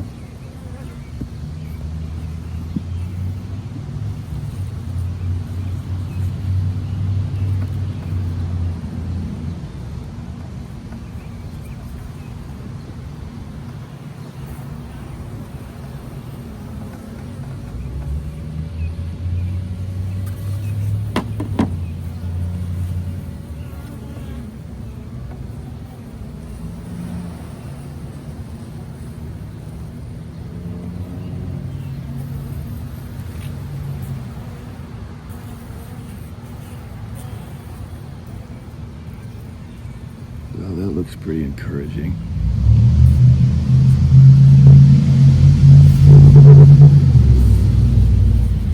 Checking carefully for a queen while we're here.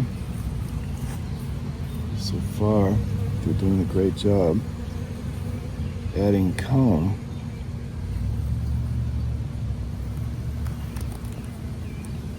You see how the comb is raised a little bit.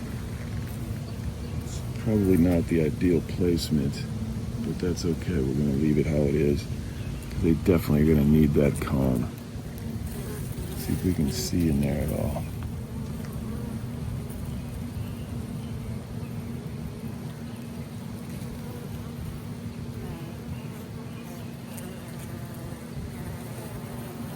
Looks like we have eggs.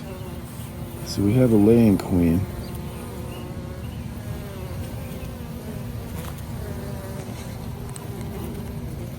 See the eggs in there? They're still tiny, but they're in there.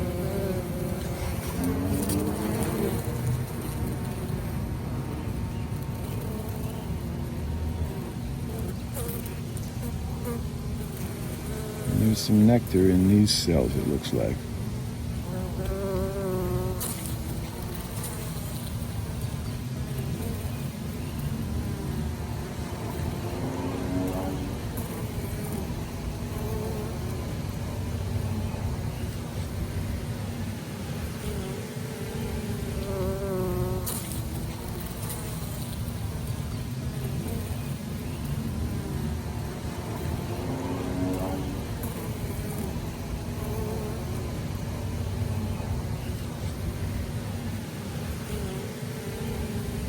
Now on this side,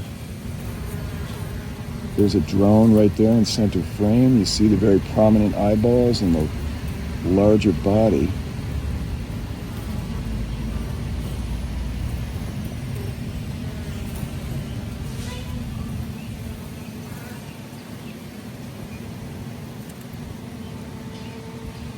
See if we can get a look at some of these other developing bees. So once a queen bee lays an egg into a cell, the bees fill that cell with some fluid. And that fluid is a mixture of nectar and enzymes and pollen and nutrients that the larvae and the eggs will require throughout their development. They bathe in that fluid, it's protective, and it feeds them until the larvae are old enough that they need to have their pupation stage begin. And once that happens, the bees will cover over the cell with a wax capping. But until then, they just float in this open cell filled with fluid. A little hard to see in there, but hopefully this is more brood.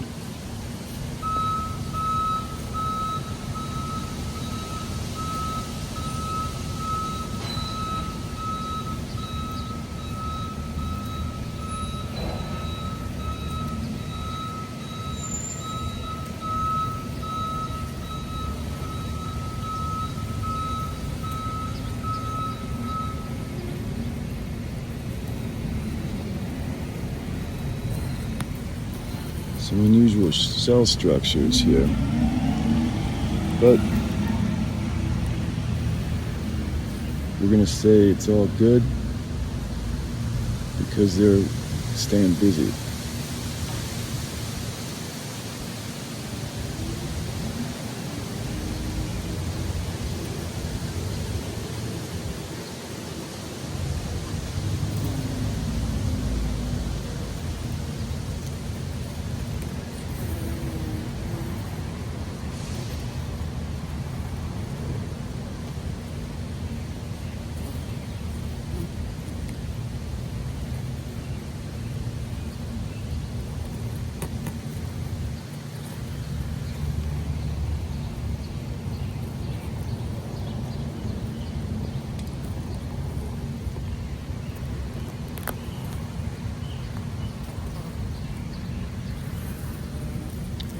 And down here, there's some brand new comb. Maybe some nectar in there.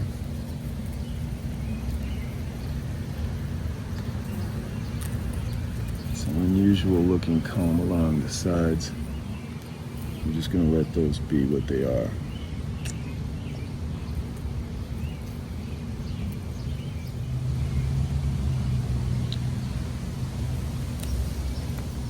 And on the other side of this one, there's more comb.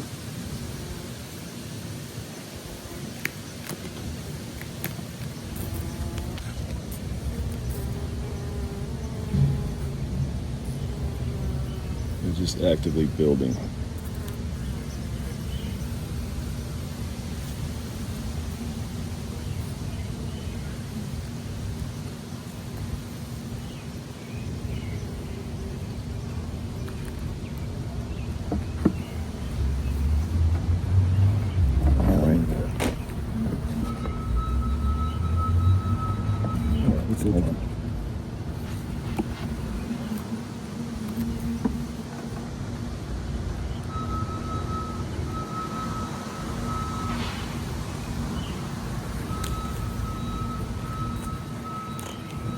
Beautiful yellow cone. Interesting that they've built it in a three-dimensional way. As you can see, it's all raised up from the frame, but we're not going to worry about that.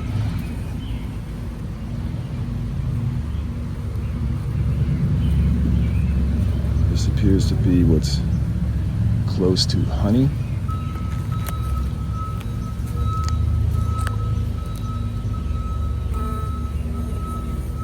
Good nectar here.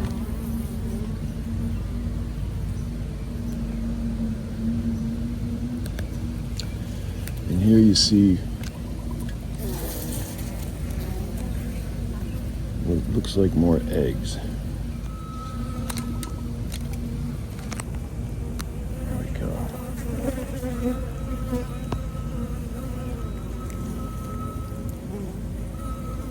You can see some tiny eggs in there.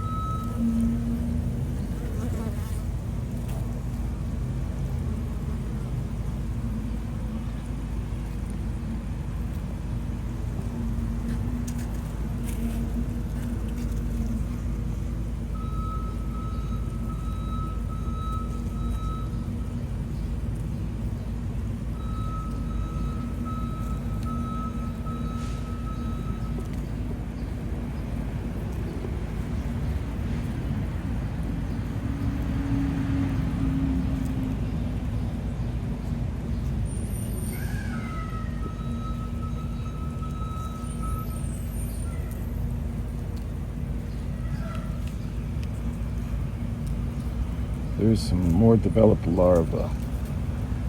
They look great.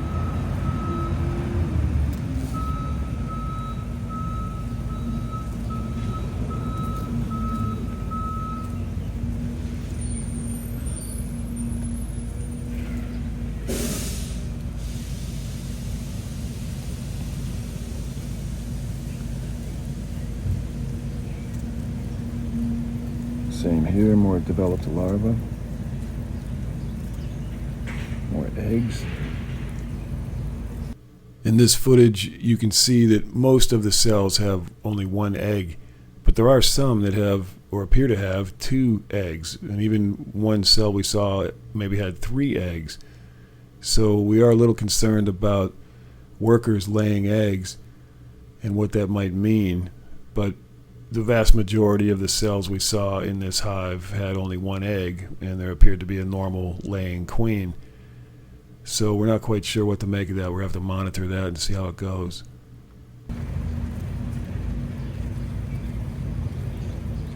If you look right here, for example, there's several cells that appear to have at least 2 eggs. And it may be that we're not actually seeing a second egg in these cells. Maybe it's just a bit of oddly placed wax. Looks like a good selection of new and healthy eggs. So if we freeze this frame, you can see most of these cells have just 1 egg. And that's typically what you would want to see with a normal, healthy laying queen. We're not seeing too many beetles running around, which is a good thing.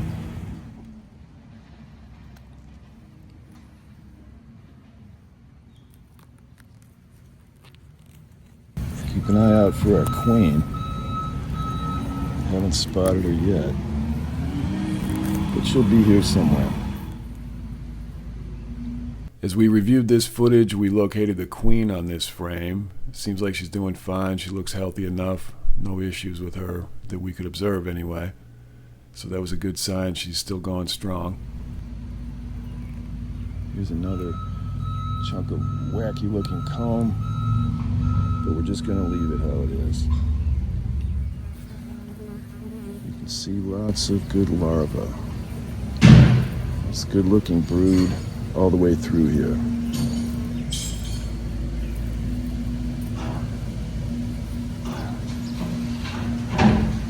Just a note about gestation time. You see the tiny eggs, you see immature larvae, and you see very mature larvae in these shots. And the one thing to understand is that eggs gestate for 3 days, then they hatch, and they become larvae, these C-shaped, grub-like creatures, and that lasts for 6 days. Once the larva develops enough, it becomes a pupa, and the worker bees will cover up their cell with wax at that point. So you see the bees here working on covering up some of the larval cells with wax. So anytime you see an open cell with an egg or an immature larva or a mature larva, you're looking at a cell that's less than about 10 days old. Anything older than that will be covered up by wax, and you'll start to see sealed brood. They also call this capped brood, and that's what we see here. And you see many of the workers shaking their abdomens around the brood. This is a behavior we also see in wasp nests. Researchers suggest this may be some type of communication between the adult bees on the nest and the larvae that are developing. They're not entirely sure how that communication works, but studies have shown in wasp larvae, for example, that they do respond to that vibration. They know it's happening and they react to it. So the vibrational communication is tied to their development one way or the other. Honeybees are known to do what's called a waggle dance, where they vibrate their abdomen around to communicate to the others where a source of food may be and to get others off the nest to go out and forage during a nectar flow. Scout bees are known to do a waggle dance to let other bees on the hive know that it's time to swarm. There are still a lot of mysteries in social insect research, and that's okay. The mystery makes it kind of cool.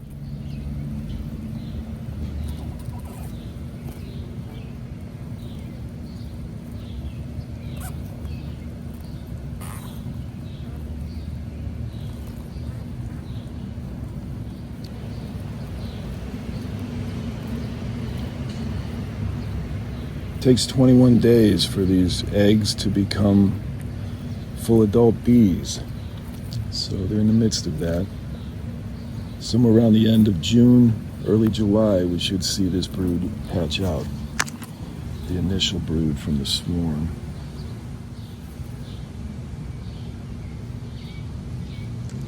Be super gentle with these. All right, let's take the next one. We'll move this beetle trap for just a minute.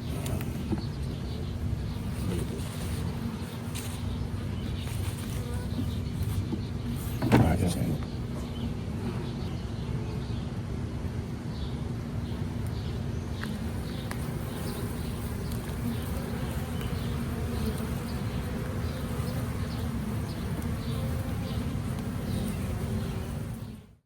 So this frame came out looking pretty uniform. They followed the pattern on the plastic foundation really well. That's going to make this frame really easy to pull in and out as it develops.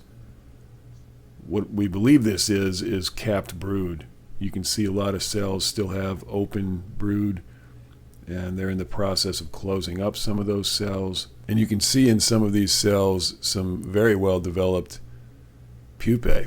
And you can almost start to see their eyes and antennae starting to form. In this open cell, you can see the head of a well-developed pupae. Looks almost like a fully grown head. Usually they tend to cover up the cell before those eyes start to form, but sometimes they don't get to all of them.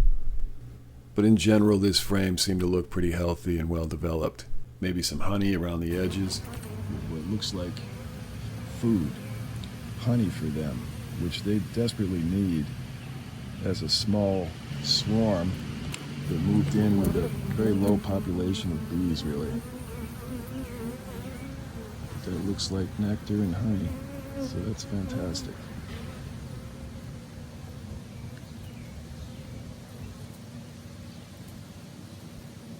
Looks like some pollen in there, maybe up at the top.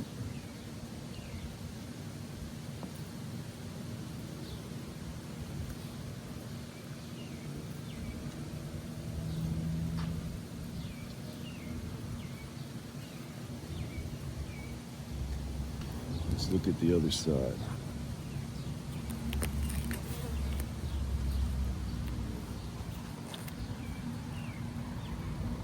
Now here you have some brood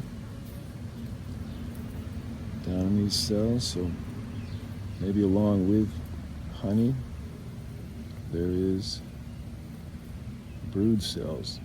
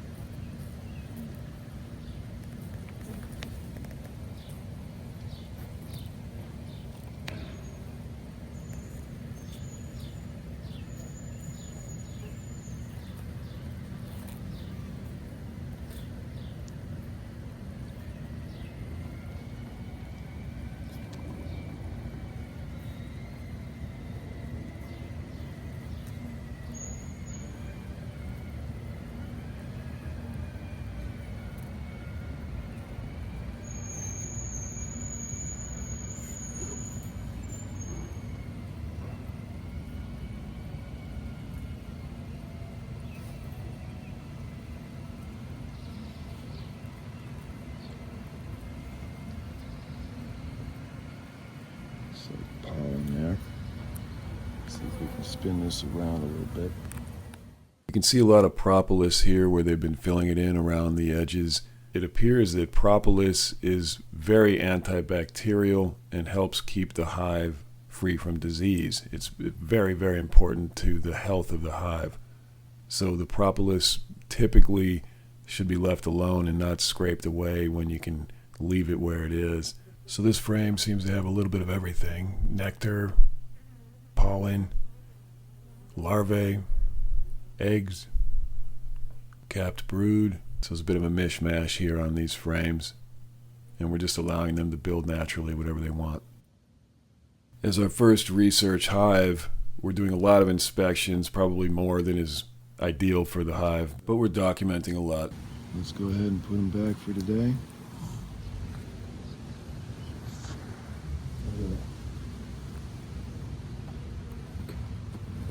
So they're being pretty mellow, but I've taken a couple of stings to the gloves. You can see there are stingers in the glove. That's why I always wear protection. I'm not interested in being stung for no reason.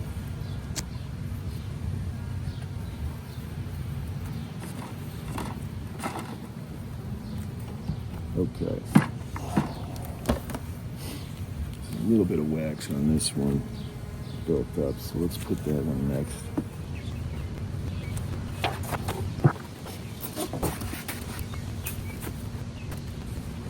So all in all, it's a very small, slow-growing colony, but the swarm is surviving and doing okay in general.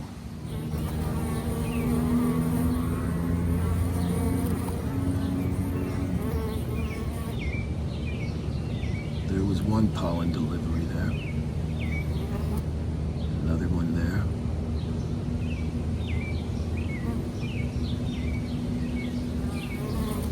Certainly plenty of foragers going outbound, but not many in general. The population is shrinking while we wait for their brood to develop, and the brood won't hatch out, the initial brood, from this swarm for a couple more weeks. So I hope they can survive until then. I'm going to crush up the DE. It's been washed away by the rain and caked up a little bit. Hopefully we can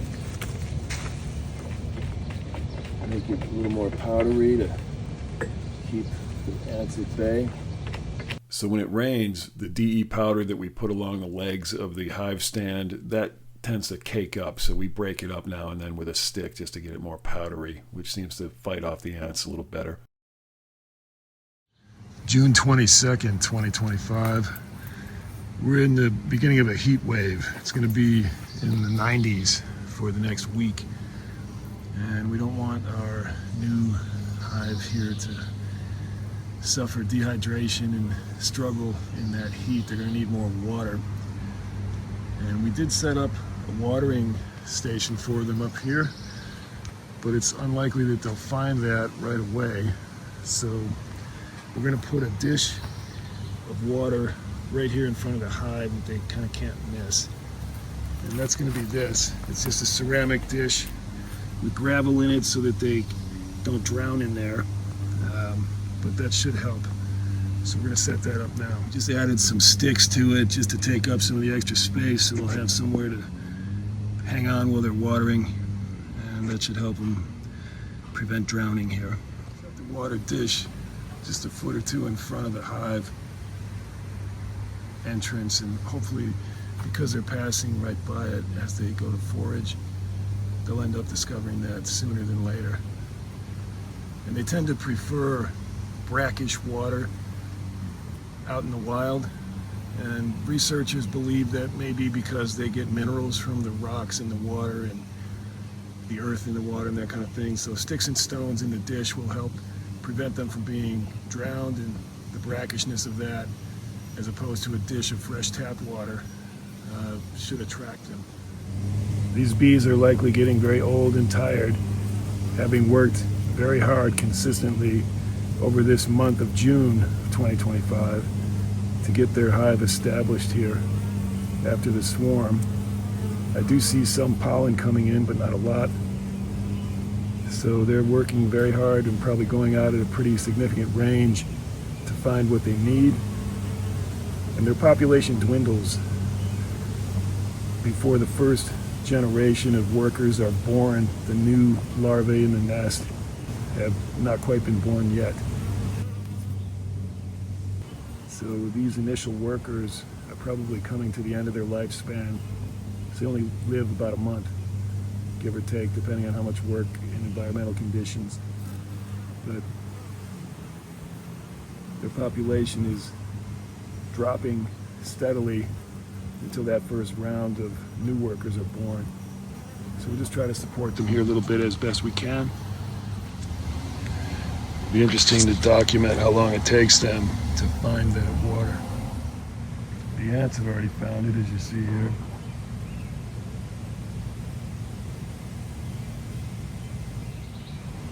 Hopefully it's low enough that it won't interfere too much with their flight path. So it didn't take long at all for these bees to realize there was a nice water source now close to the hive entrance.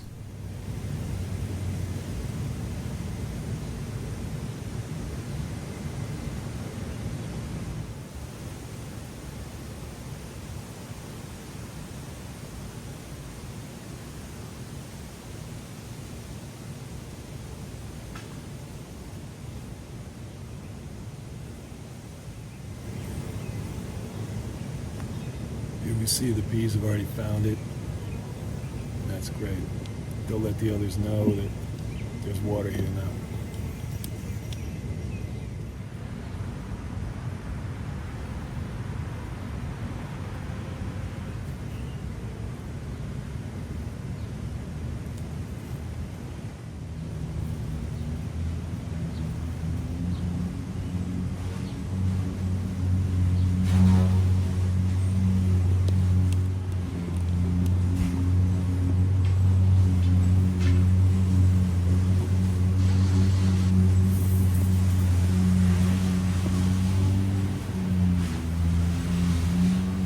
We also see yellow jackets finding the water right away, and that's great. We don't mind taking care of the wasps in our area either.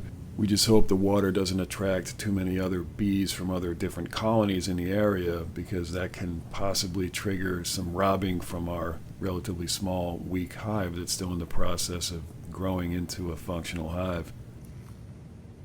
June 23rd, 2025. The bees have now become very familiar with this water option.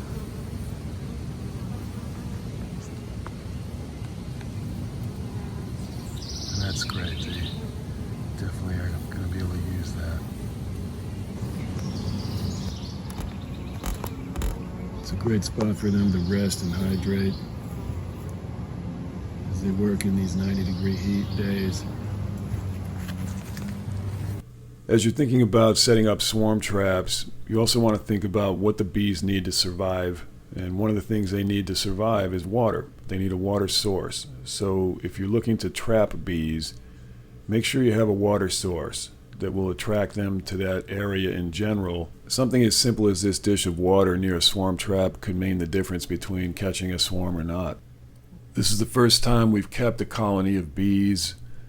We don't consider ourselves beekeepers here. We do wasp removals and mostly wasp work.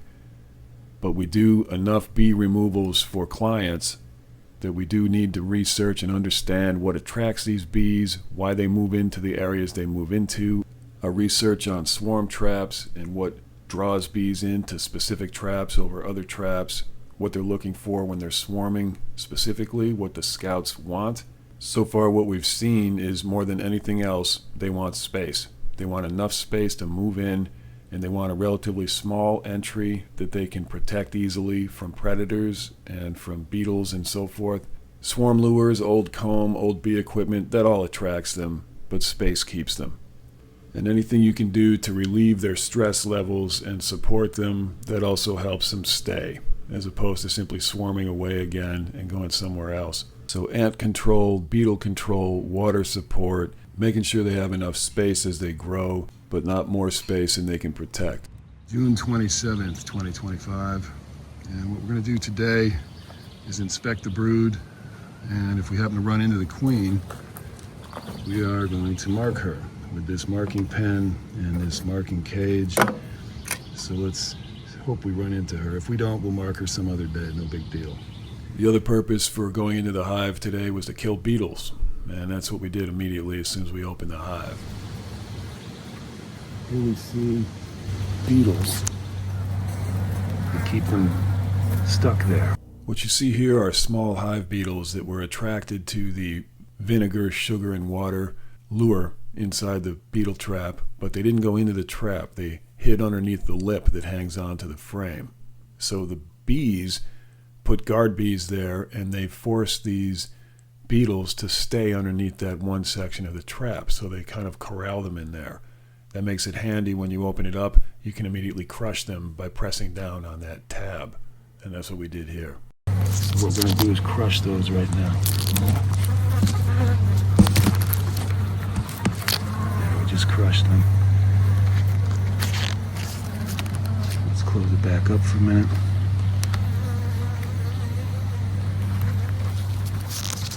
So we've got one crushed on the glove, and we've got two crushed that were under the trap where they were hiding.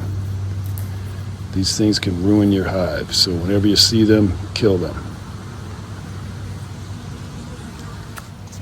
Now let's take a closer look at the hive today.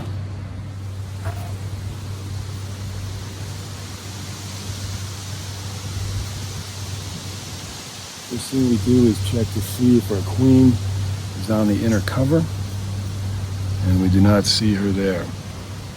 Now let's check our beetle traps out, see if there's any beetles in there. And we have two beetles dead in the mineral oil. And we have two more here that we just killed when we crushed them. Let's get rid of them. These two right here we just killed. And they're going to be removed. And we're going to put our trap right back where it was. Fortunately, they keep hiding under here, but at least they're able to corral them in there, and that's good. Let's check the other trap. And there's one beetle in this trap. So the traps killed 3 of them, and we killed 3 of them today. There's a screw in here that's causing this one not to fit in the back, so we're just going to pop it right in here. Let's take a look at what's happening inside.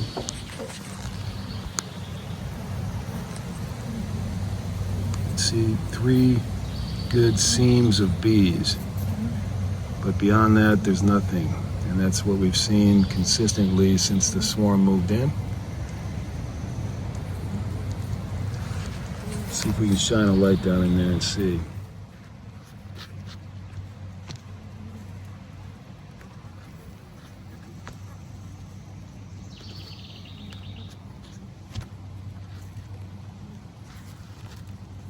Can't see much from here, but hopefully when we get it on the big screen, we can analyze more of it.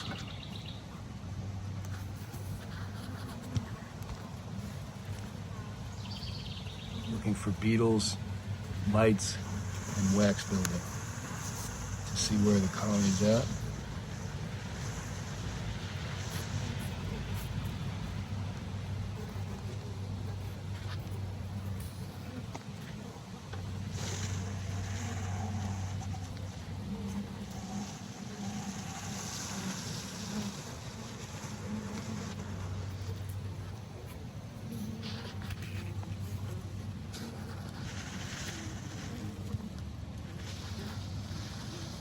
We're going to freeze the frame for a second here. You can see a hive beetle just running across the spaces between the frames here. It's down on the bottom board. And you can't see that during the inspection itself. There's just too much glare on the camera screen and it's too dark in there.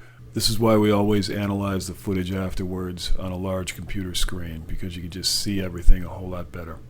So we're looking for hive beetles. We're looking for any evidence of infestations by wax moths or any other type of thing that might be causing stress to this hive.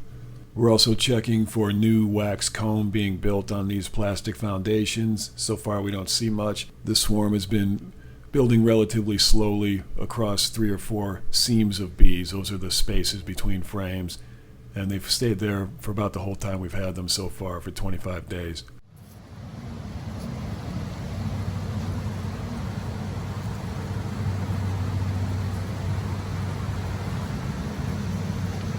Looks like a lot of comb being built in between the frames, and that's okay. We're not going to mess with them too hard there. But let's inspect the frame and see what we see. As you can see here, the bees are building all kinds of crazy looking comb. They call it wonky comb, and the reason it happens usually is because these black plastic frames that come pre-waxed from the manufacturers are never quite given enough wax, and if there's not enough wax on them, the bees build wild looking comb. That's just what they do. We're not going to mess with it now while this small swarm is trying to build up their hive numbers, but once more of the worker bees have been born and they've got a good solid colony going, then we'll go in and we'll remove this crazy comb and we'll melt it down and we'll use it to cover and coat that black plastic foundation, and that'll prevent it from happening usually in the future. Alright, so we've got eggs in the lower part of this comb.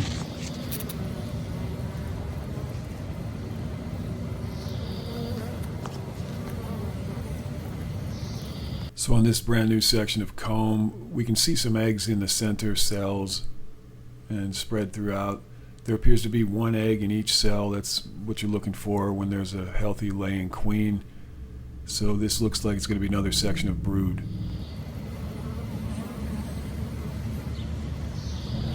And if we turn it around,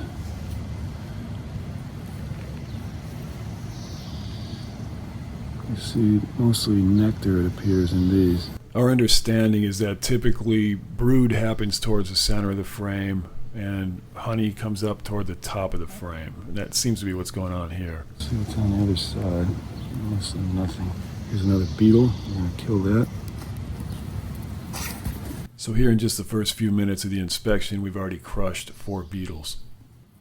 Alright, that beetle's done. And we're going to continue that as long as we can, as opposed to using any kind of chemical treatment. So this type of comb here is a little bit problematic.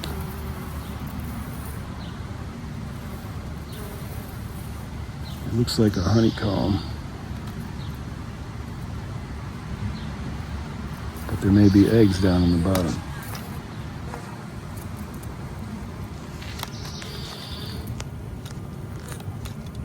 So if we freeze this frame and analyze it a little closer, when you zoom in on the lower half of this comb structure, it looks like eggs in these cells. So you got nectar on top, eggs on the bottom. It's always a little tough to get the camera angle quite where you need it, but that's what it looks like. Hard to get the camera in there to see.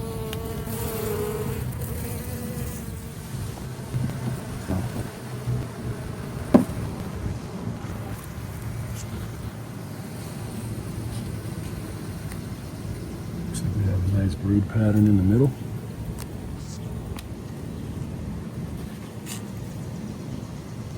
Some larvae.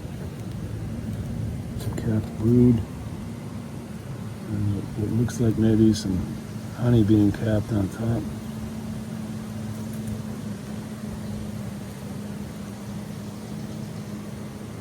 A lot of brood, a lot of eggs.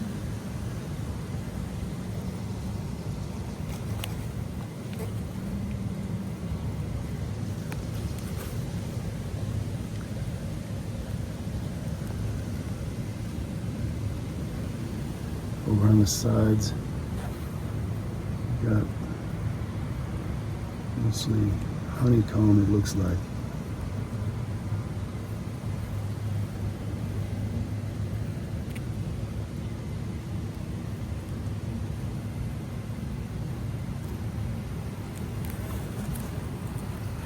On the other side, some crazy comb and some nicely formed comb.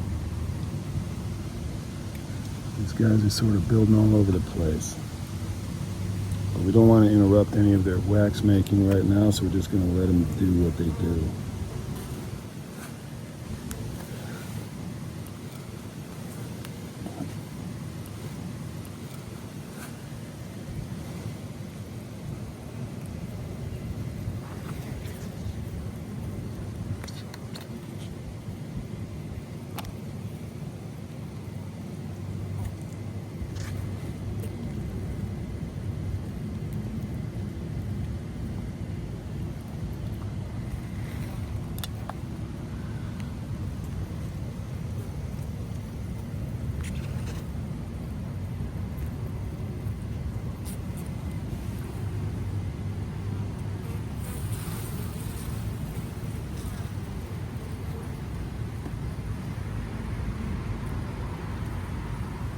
A lot of larvae in here.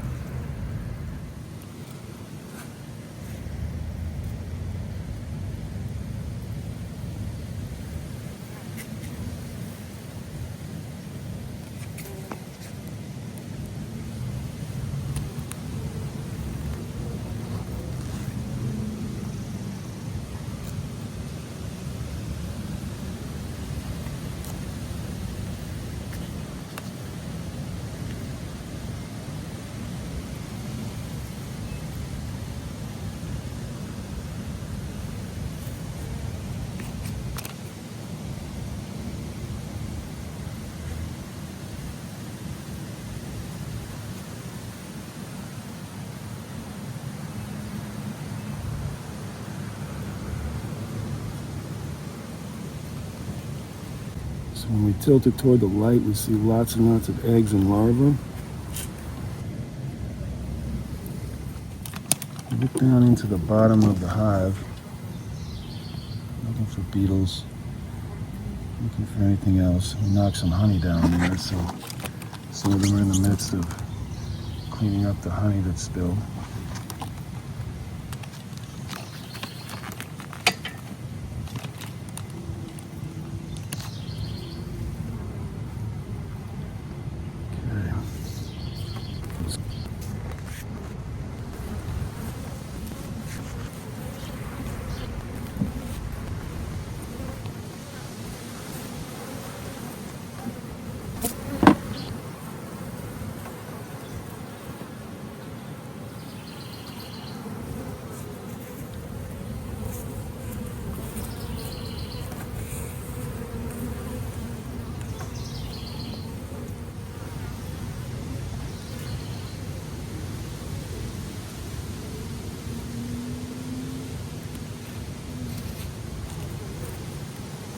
side.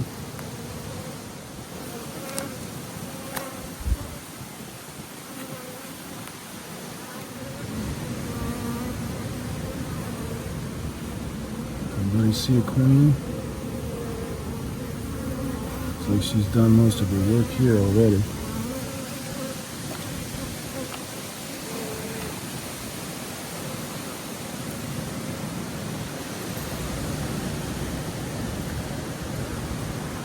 I'm a little bit concerned about the spotty brood in here.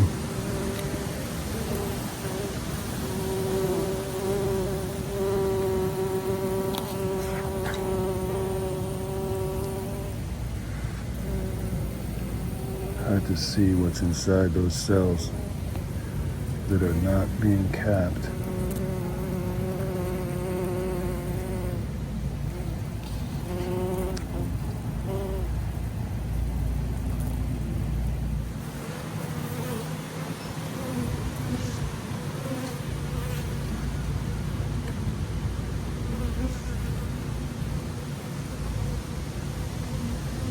It's like mostly capped brood.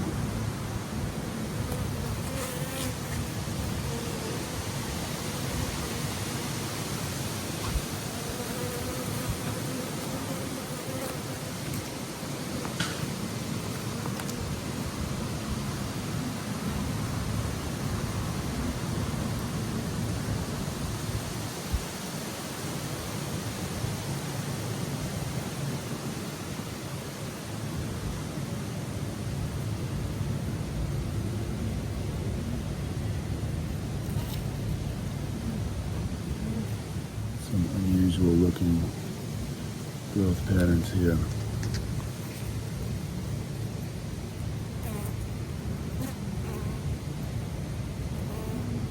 Almost looks like they're building wax comb on top of capped brood or something here.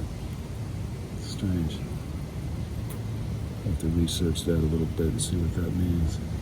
We're going to freeze this frame and blow it up a little bit. If any of you honeybee experts out there know what this is, these brown rimmed cells that are sort of convex underneath the honeycomb, please do leave information about this in the comments. We'd be very interested to hear more about this. We want to make sure it's not some type of known disease. It almost looks like they're making cells on the opposite side of this comb, on the back side of it, and the two sides are coming together in weird ways.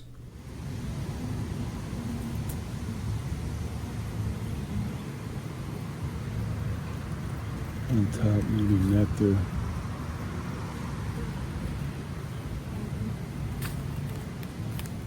Alright, no sign of our queen on this one. So let's put this one back.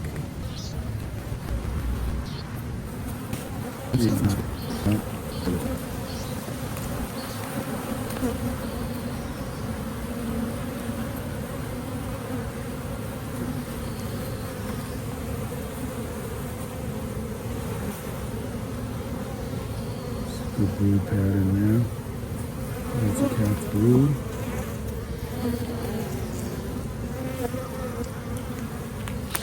On the other side.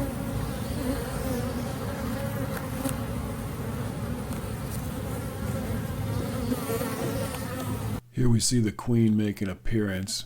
Once your eyes lock on to where she is, let's see if you can follow her and see where she walks. No capped brood. Looks pretty good. They're closing up some cells.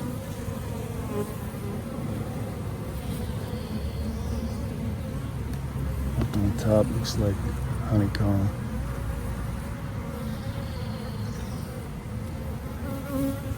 See if we can find queen. Where is she at?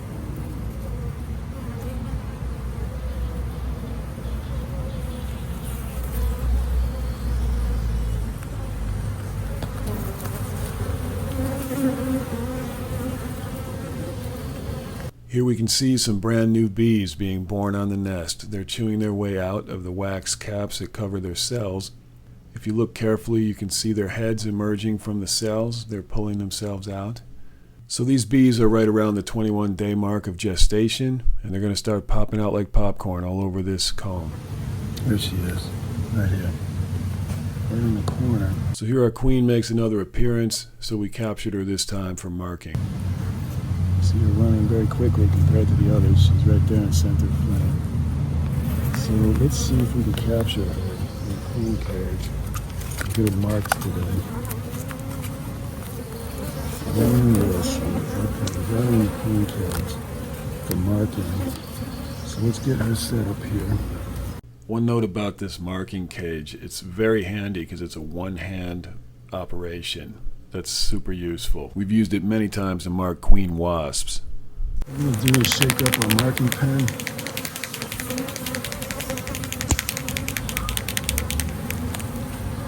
Get her marked while she's in there. So we've got her pinned in here. And now we just mark her.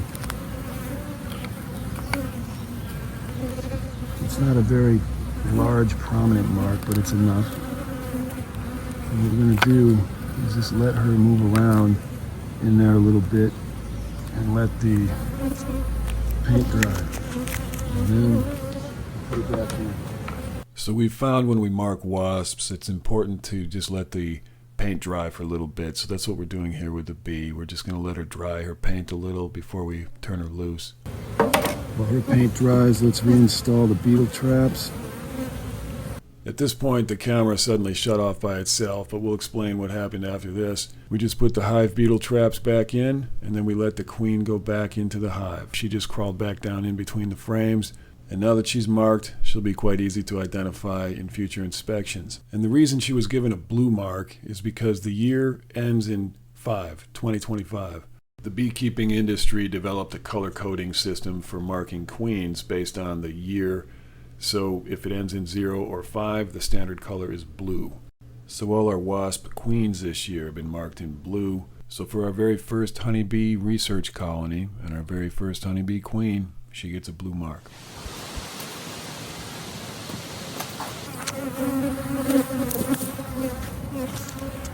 Now, as you can see, there's still a few buzzing me pretty close. They're not real happy with me when I go in here now, for good reason. Always wear protection. There's no reason to get stung. It gives it a little stability if any raccoons or skunks or possums show up and try to rock the boat. All right, ladies, everybody settle down. Now that we've disturbed them quite a bit, you can see the chaos here on the front landing board. But they'll calm down and get back into their routine here in a little bit. So that's it for our special documentary episode on honeybees and how we trap them and how we research them and have them tested. We hope you enjoyed the episode and maybe even learned a few things as we did while we began our project. And we'll update you now and again on how this research is going. As we get our lab tests back on genetics and disease, we'll let you know about those results and what they may mean for our local ecosystem and beyond. As always, we really appreciate you riding along with us. We hope you enjoyed the show. If you do enjoy the content on our channel, please remember to like, share, subscribe, and comment to let us know you're there. Have a good one.